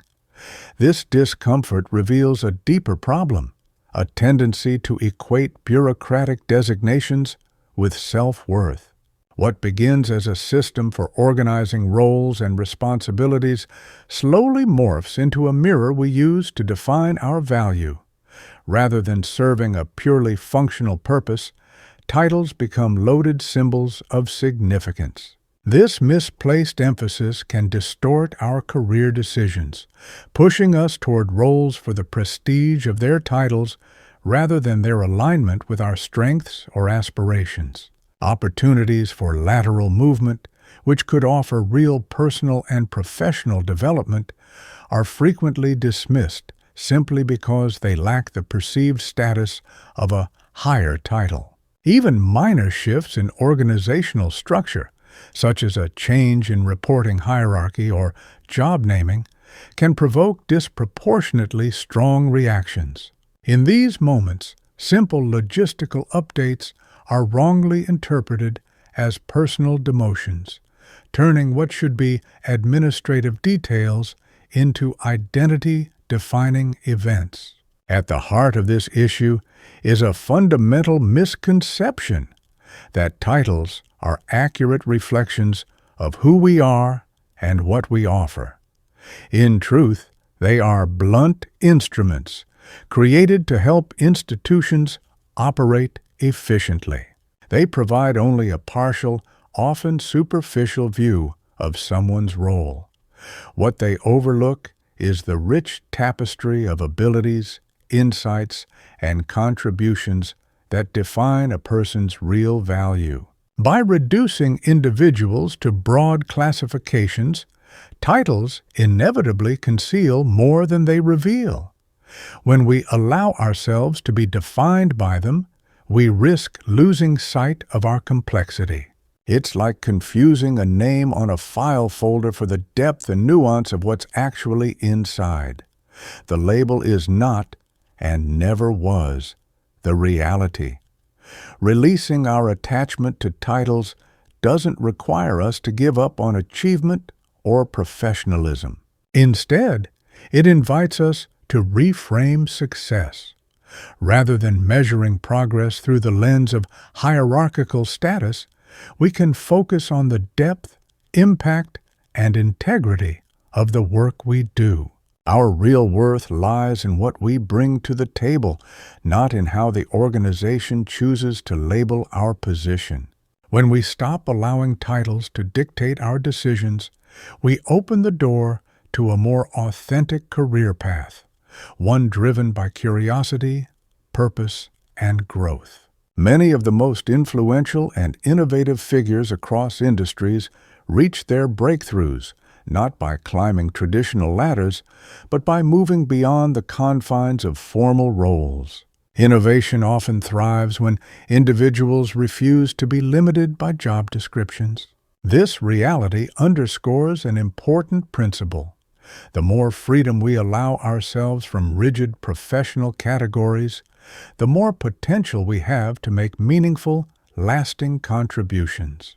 Letting go of the need to be defined by a title makes space for work that is driven by creativity, substance, and true personal engagement. Part 51. Rethinking Inbox. 0. For many of us, the sight of unread emails, unanswered messages, or missed voicemails across countless platforms can evoke a level of stress far greater than the actual consequences of leaving them unattended. These untouched notifications often spark a persistent sense of unease that follows us throughout the day. Those little red badges and alerts aren't just reminders. They're psychological triggers, quietly reinforcing the feeling that something important is being neglected. We often internalize the act of message management as more than a practical necessity. It becomes a measure of our reliability, our discipline, even our worth. What should be a straightforward task morphs into a moral obligation, pulling our focus away from what matters most and toward compulsive responsiveness. In response, we routinely interrupt deep work to check even the most inconsequential pings. Minor, low-impact communications take precedence over strategic or creative efforts simply because they appear urgent. And all the while, an ambient worry about our growing backlog of messages simmers just beneath the surface. The emotional weight we assign to those unread notifications is often out of proportion to their actual relevance. Instead of leveraging our communication tools, we allow them to set the tempo of our attention and emotional state, turning them into persistent sources of stress and distraction. This dynamic represents a fundamental shift in control. The very tools designed to support us begin to dictate our behavior. What's especially concerning is how disconnected this response is from the reality of modern communication demands. The volume of digital correspondence professionals receive today has grown beyond what's humanly manageable alongside other job duties. Trying to keep up with every message is no longer simply difficult. It's a statistical impossibility for many. The challenge isn't just about optimizing time, it's that total inbox control has become structurally unrealistic. Chasing a perfectly cleared inbox zero, requires such an immense investment of time and energy that it often detracts from the actual purpose of our work. What was once praised as a sign of efficiency is now, in many cases, a red flag indicating misplaced focus. We begin to excel at the wrong thing, managing messages rather than creating impact. Abandoning the need to address every communication doesn't mean becoming unreliable or indifferent. It means adopting a more thoughtful strategy, one grounded in significance rather than immediacy. This shift requires distinguishing between genuine organization and a reactive need to quell anxiety through constant checking. When we release the belief that every message demands instant attention, we free ourselves to engage more fully with what truly deserves our focus. This reorientation isn't about neglect, it's about clarity. Rather than letting urgency and visibility dictate our choices, we begin to lead with purpose and intention. History repeatedly shows that some of the most groundbreaking ideas and achievements were cultivated in periods of focused isolation, where individuals protected their attention from the constant tug of communication. These moments of deep concentration often flourish when boundaries are drawn around availability. By loosening our attachment to the inbox zero ideal, we create room for more deliberate and impactful attention. We trade the fleeting reward of inbox cleanliness for the more enduring value of meaningful work. In doing so, we let go of administrative perfectionism and step into a more empowered, focused way of working, one that aligns with our true goals rather than our anxieties. Part 52.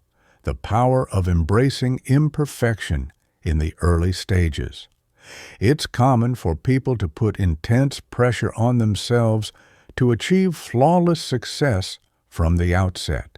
When our first drafts fall short, our early presentations miss the mark, or we struggle to grasp new skills, we often respond with disproportionate frustration. Instead of viewing these experiences as a normal part of learning, we interpret them as evidence of personal shortcomings. We demand immediate expertise from ourselves, standards we'd never expect others to meet. This mindset reflects a broader confusion between struggling and failing, where we overlook the fact that effort and mistakes are not signs of inadequacy, but rather key ingredients of progress. We misread the messy nature of learning as failure rather than recognizing it as growth in motion. Our obsession with perfection at the start distorts how we engage with new challenges. This relentless pursuit of flawlessness causes real harm. We procrastinate on starting meaningful projects because we fear the early results won't measure up. We abandon worthwhile goals at the first setback. We keep our initial work hidden, avoiding feedback that could help us grow. Ironically, the very perfectionism intended to produce excellence ends up obstructing the path that leads to it. What makes this mindset so limiting is how deeply it misrepresents the learning process. In virtually every domain, research and real-world examples alike show that true mastery arises through repetition, constructive critique, and incremental refinement over time. The finished products we admire, an inspiring speech, a best-selling novel, a finely tuned skill, are almost always the result of persistent practice and countless revisions. These accomplishments didn't emerge fully formed. They were shaped, reshaped, and polished through effort. Expecting ourselves to be great without enduring this unpredictable, imperfect process reveals a fundamental misunderstanding of how real achievement unfolds. Letting go of the need to get everything right from the start isn't about lowering your ambitions or accepting mediocrity. It's about realigning your expectations with the way development genuinely works. It's about recognizing early struggles not as evidence of failure, but as an essential part of evolving competence. When you release the pressure to be perfect immediately, you open yourself up to growth through repetition and revision. Consider how many iconic successes began inauspiciously. A cherished novel that started as a forgettable manuscript, a successful company that only thrived after a dramatic course correction, or a major scientific breakthrough that followed repeated trial and error. These stories illustrate a powerful principle. Initial flaws often serve as the foundation for enduring success. The moment you stop demanding perfection from the beginning, you create the room necessary for meaningful growth and eventual mastery to take shape. Part 53. Social Media Presence. In today's digital age, many of us find ourselves caught in a complicated and often uneasy relationship with how we portray our lives online. There's a quiet, persistent pressure to remain active and engaging across various social media platforms. When we pause or go silent for too long, it can stir up fears of becoming irrelevant, missing key opportunities, or feeling cut off from the communities we care about. A subtle discomfort often emerges when algorithms shift or the rules of attention online seem to change without warning, leaving us unsure of our digital standing. This speaks to a larger concern, the growing fusion between our online personas and who we are in real life. Our digital profiles begin to represent our identities. This ongoing focus on maintaining a visible presence online brings new complications to how we relate to technology and to ourselves. We interrupt real-world moments just to turn them into shareable content. Our experiences begin to feel valuable only if they can be posted or turned into a compelling story. Even when we consciously distance ourselves from certain platforms or features, there's often an underlying anxiety about being left out. These emotional reactions slowly transform tools designed to connect us into ongoing sources of stress and performance. The platform becomes the centerpiece, overshadowing the very experiences or messages we hope to share. What makes this trend particularly harmful is how it weakens our ability to form meaningful connections. Social media platforms prioritize curated, polished content over honest, vulnerable communication. What gets rewarded are the posts that capture attention, not the ones that deepen understanding or foster real human connection. Algorithms amplify content that provokes rather than content that cultivates empathy or mutual respect. As a result, social media often falls short as a replacement for the connection it promises. We exchange authenticity for aesthetics, depth for display, and real presence for a rehearsed version of ourselves. However, reducing our emotional reliance on digital recognition doesn't require us to abandon technology altogether. Rather, it invites a shift in mindset, one where we use social platforms in ways that align with our core values. It means learning to distinguish between sincere interaction and performance, between engaging with purpose and reacting out of obligation. When we stop clinging to constant online visibility, we create room for deeper, more sincere relationships. Think about the connections and moments in your life that have left a lasting mark. Chances are many of them took place away from screens, in conversations that weren't recorded, in memories that were never uploaded, in relationships built through presence rather than performance. These experiences remind us of what real connection looks like.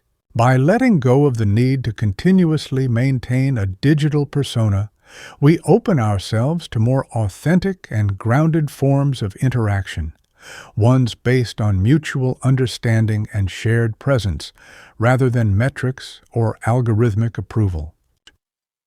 Part 54. Brand Loyalty. People often form surprisingly strong emotional bonds with certain brands and the products they produce. Whether it's a beloved smartphone, a go-to clothing label, a favorite snack, or a trusted car, our attachments frequently extend far beyond the item's basic functionality.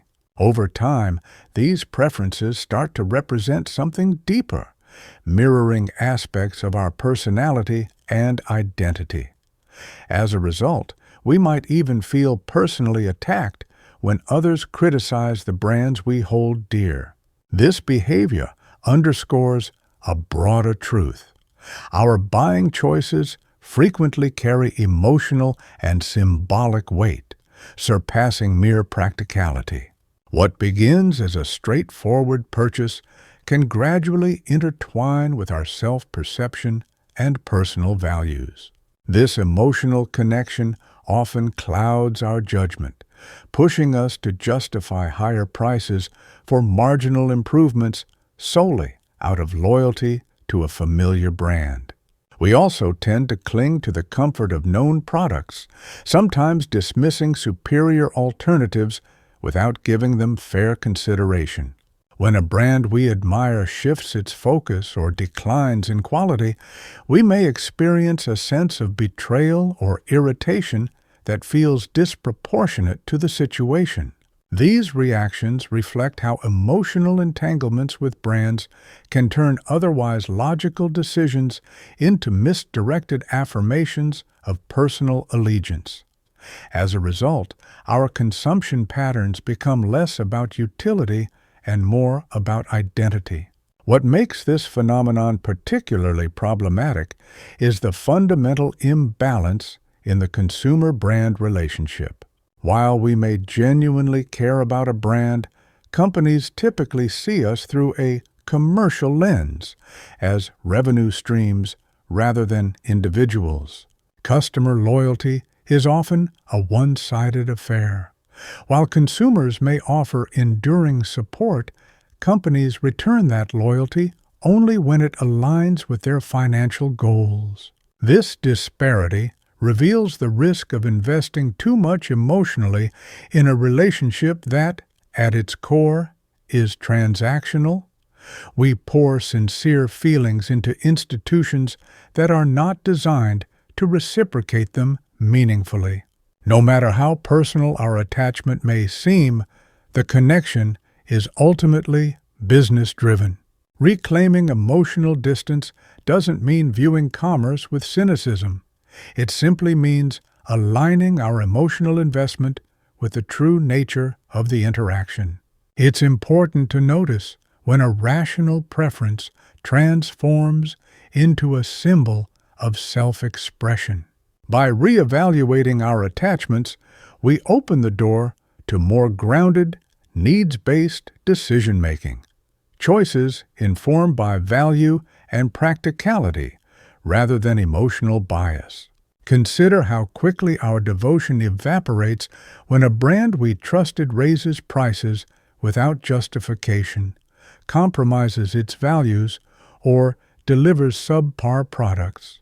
These instances highlight that, despite our previous loyalty, our relationship with brands is inherently transactional and based on mutual benefit, not personal connection.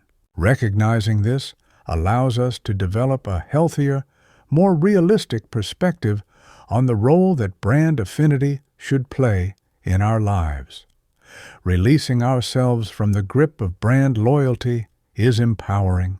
It shifts our focus toward what truly matters, making decisions based on merit and real-world usefulness instead of maintaining an image tied to a corporate label. Part 55. The Ideal Body. Contemporary culture persistently pushes unattainable physical standards, all while pretending they're easily within reach. Whether it's the polished faces on magazine covers, the flawless snapshots on social media, or the imagery in advertisements, we're bombarded by highly curated and digitally enhanced visuals, masquerading as realistic targets for ordinary people. These hyper-idealized images warp our sense of self and how we relate to our bodies. What's often just normal human diversity starts to feel like something to be ashamed of. This vulnerability to manufactured standards reflects a deeper issue. These ideals aren't created to nurture our health, but to drive profit. They're crafted to spark dissatisfaction because discontent sells. The pursuit of physical perfection can alienate us from our own bodies.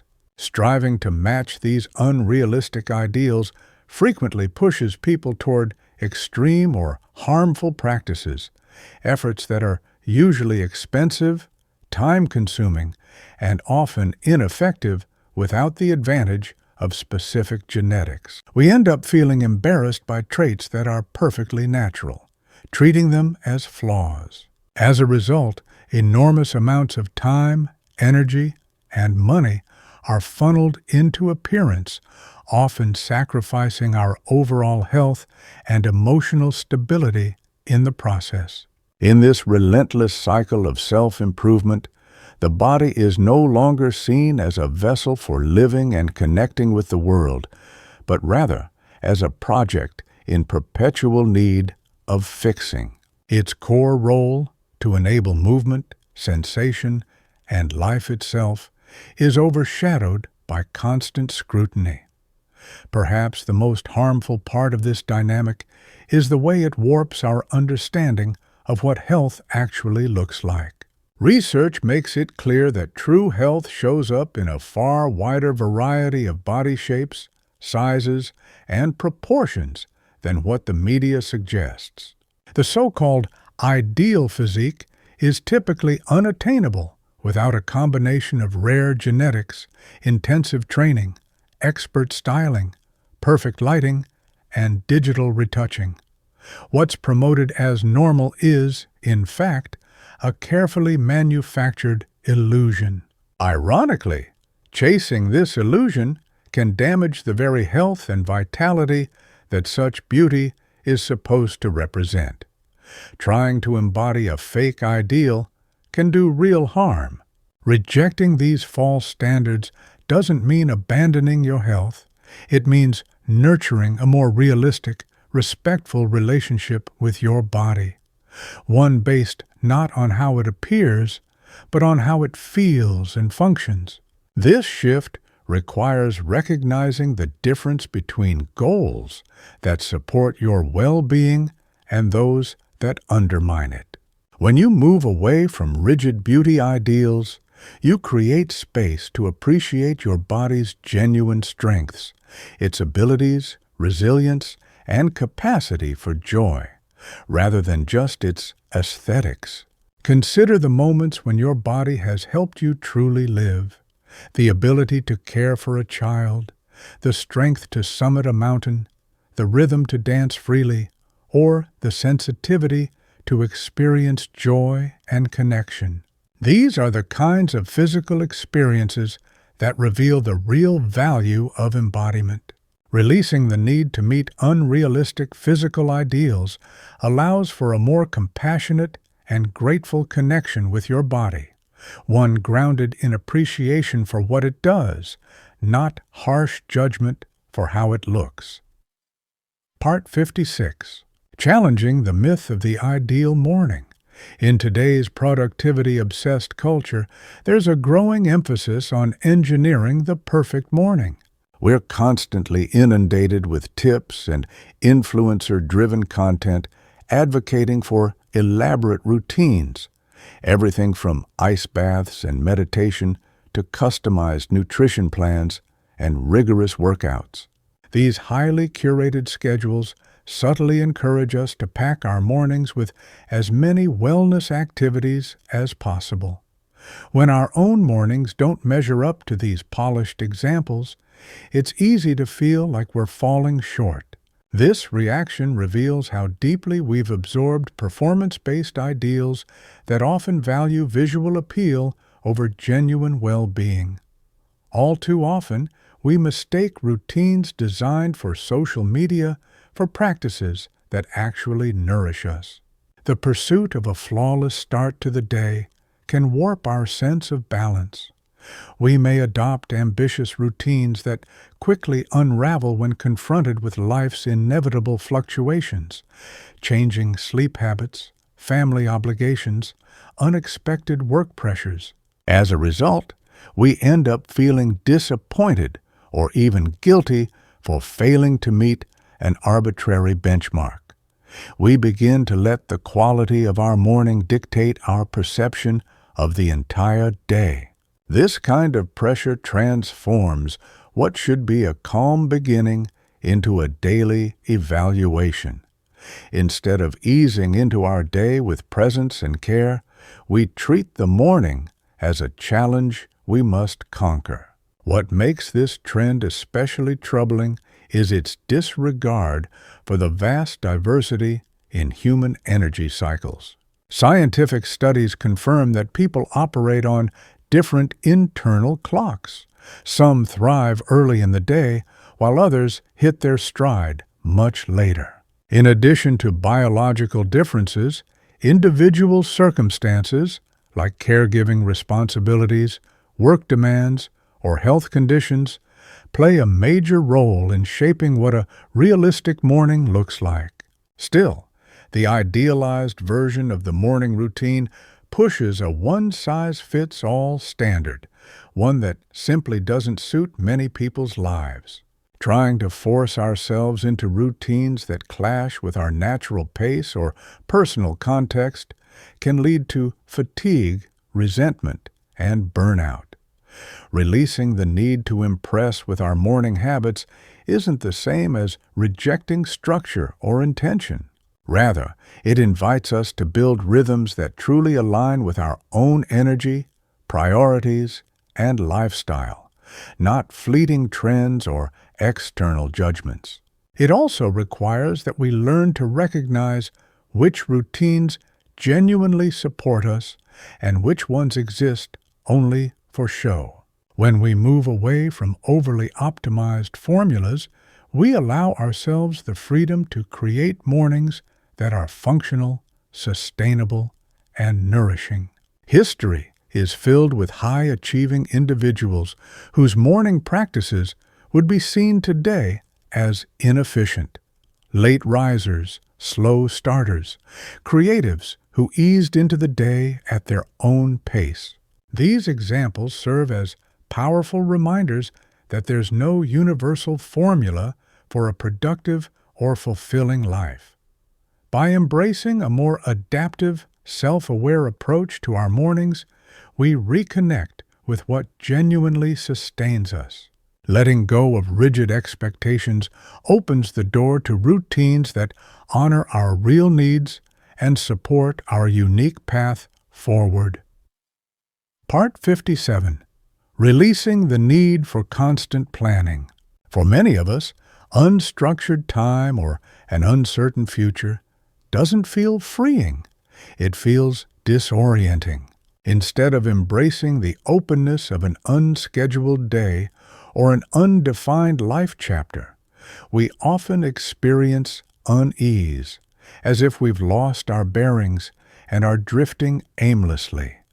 In response, we instinctively try to regain control. We fill our calendars, define goals, and set plans in motion, not necessarily because it's helpful, but because it feels safer than sitting with the unknown. This tendency points to a deeper issue, a discomfort with life's inherent unpredictability. We often exchange the vulnerability of uncertainty for the illusion of stability through over-planning. Yet, this habit of constant structuring can quietly undermine us. We frequently overcrowd our schedules with activities that leave little room for rest or reflection. Instead of allowing ourselves the space to recharge, we rush to stay busy.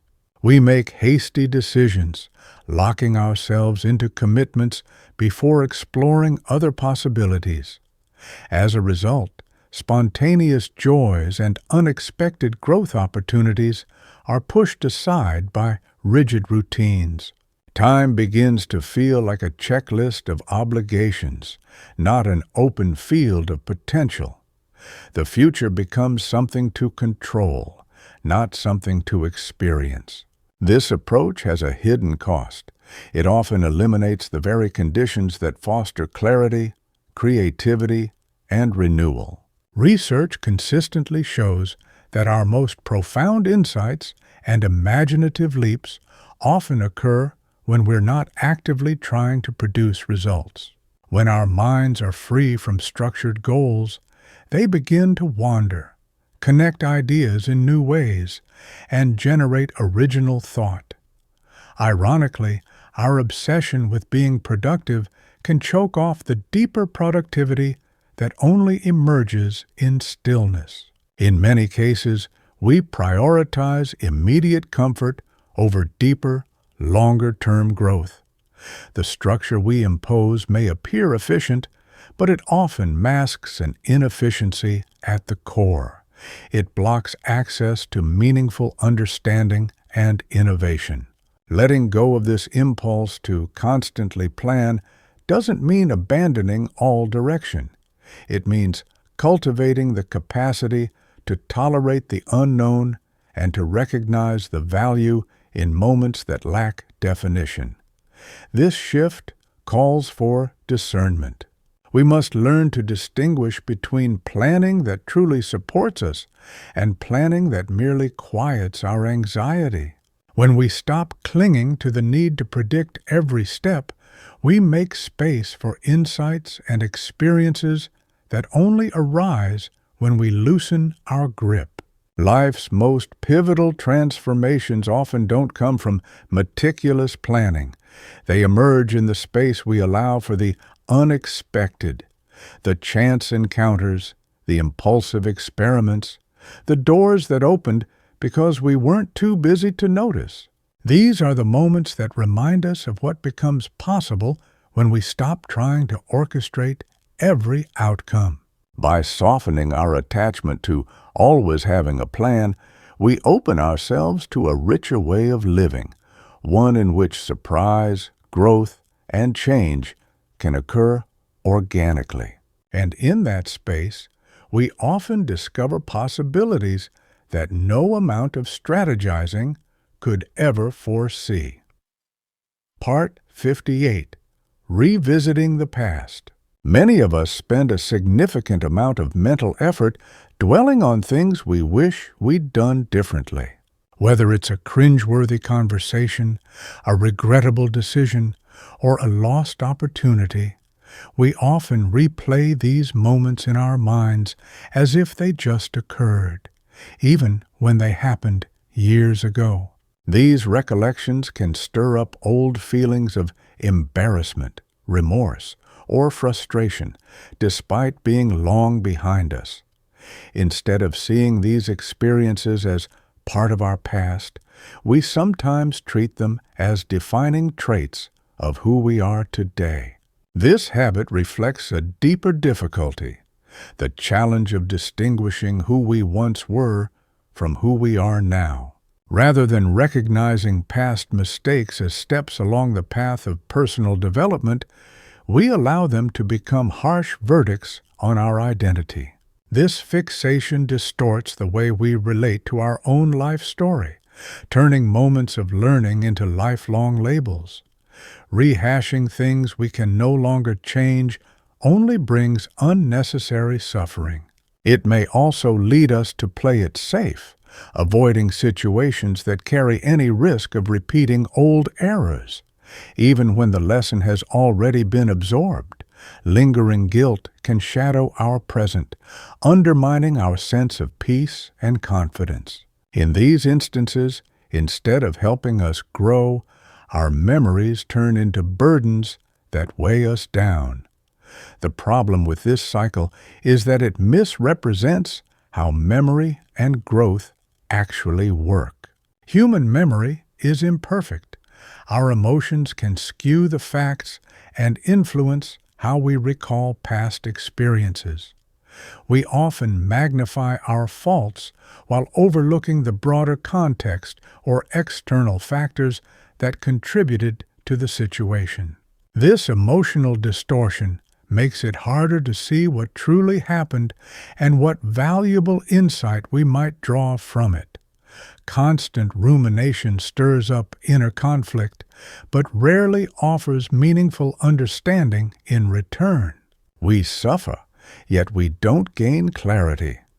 Releasing our emotional grip on past failures isn't about dodging accountability or refusing to learn from them.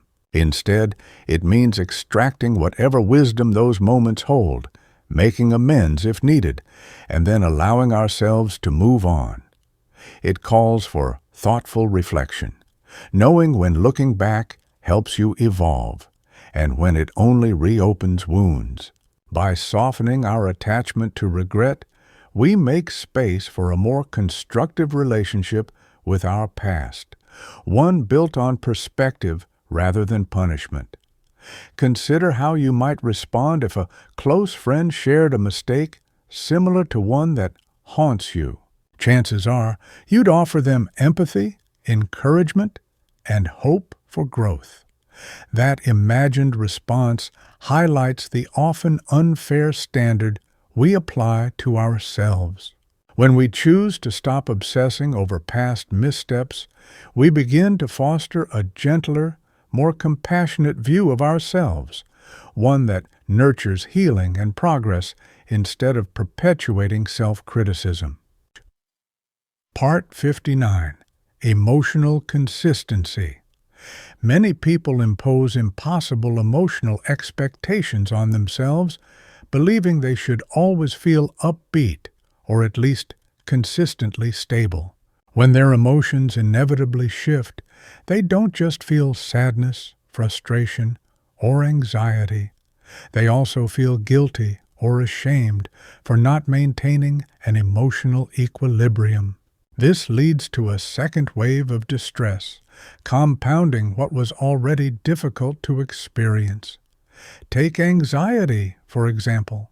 It's rarely just the anxious feeling itself that's troubling.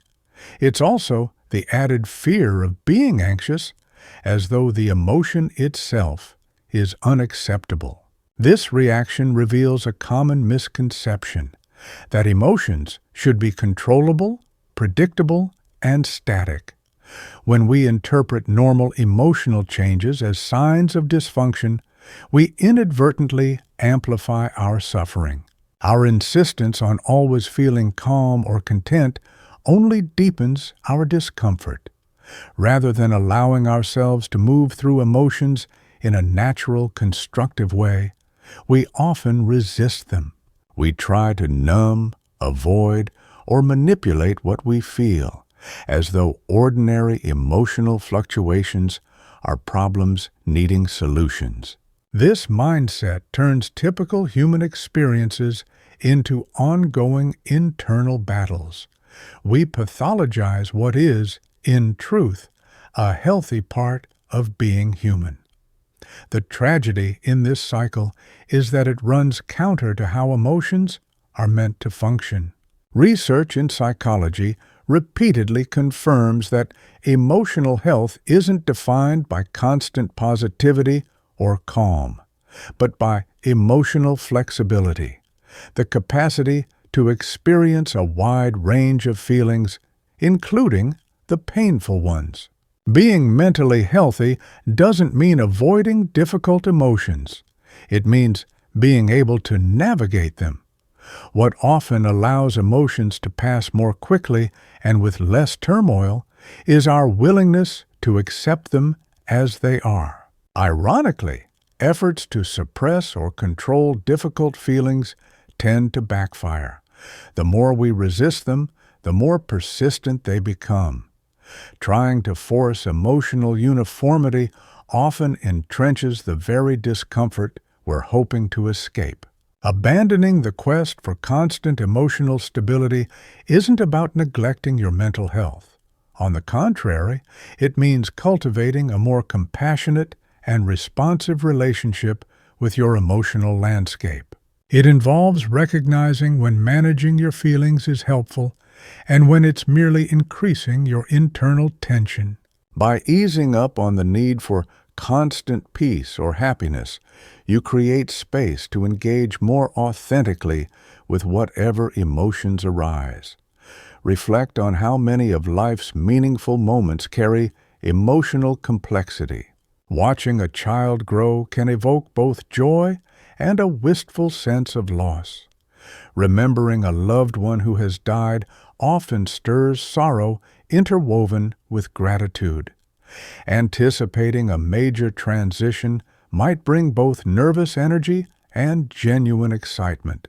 These layered experiences remind us that emotional richness, not emotional simplicity, is what gives life its depth and resonance. When we let go of the pressure to feel one way all the time, we unlock access to a fuller, more genuine experience of life. This isn't emotional instability, it's emotional vitality. By embracing the full spectrum of what we feel, we move beyond the limitations of uniformity and into a more expansive, human, emotional reality. Part 60. Rethinking Passion and Purpose. Contemporary culture often emphasizes the belief that each of us is destined to discover a unique passion, one perfect pursuit that will ignite our spirit, fulfill our ambitions, and sustain our happiness. This romanticized notion fuels an expectation that we must identify the ideal calling that aligns flawlessly with who we are. But with it comes a subtle yet intense pressure to uncover this seemingly predestined path. The anxiety of choosing the wrong direction or overlooking our true purpose can be overwhelming. It highlights a deep desire for certainty in an inherently uncertain world.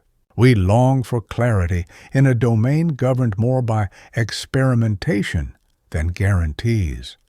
Unfortunately, this fixation on locating a single, predetermined passion often becomes an obstacle to growth, both personally and professionally. In our pursuit of this ideal, we may overlook or delay involvement in promising opportunities already within reach. When the early stages of a new endeavor bring challenges or routine tasks, experiences common to any worthwhile effort, we may interpret them as signs that we've strayed from the right path. Instead of accepting difficulty as a natural part of growth, we misread it as proof of misalignment. This mindset undermines the consistency and resilience required for real progress. Ironically, in trying to find passion, we may end up preventing it from ever forming.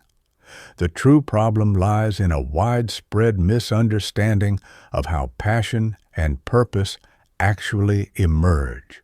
Research on fulfillment and job satisfaction consistently shows that passion is more often a result of ongoing engagement than something discovered fully formed. Our enthusiasm for work tends to increase as our skills improve and our understanding deepens. The energy and sense of purpose we associate with passion usually grow after we invest ourselves, not before. The idea that passion must guide our decisions from the very beginning turns this process on its head. In reality, inspiration frequently arises through action, not prior to it. Abandoning the quest for immediate certainty doesn't mean settling for mediocrity. Instead, it means embracing the idea that meaningful connections to our work are often cultivated through sustained curiosity and persistence. Most paths, when pursued with openness and a desire to learn, hold the potential to become deeply rewarding. When we stop obsessing over finding the perfect fit, we create space for passion to emerge gradually, through steady commitment and evolving interest. Many people who now feel deeply connected to their careers describe their journeys not as moments of instant revelation, but as processes marked by effort, patience, and increasing clarity. In most cases, dedication came first, followed by a growing emotional bond with the work. Rather than waiting for a lightning bolt of certainty, building a fulfilling vocation is more akin to a slow and intentional construction. The notion of falling in love with your career at first sight is largely a myth. Instead, passion often takes shape through a mix of exploration, perseverance, and accumulated experience. When we stop demanding immediate purpose, we open ourselves to discovering it, not through epiphany, but through consistent, meaningful effort.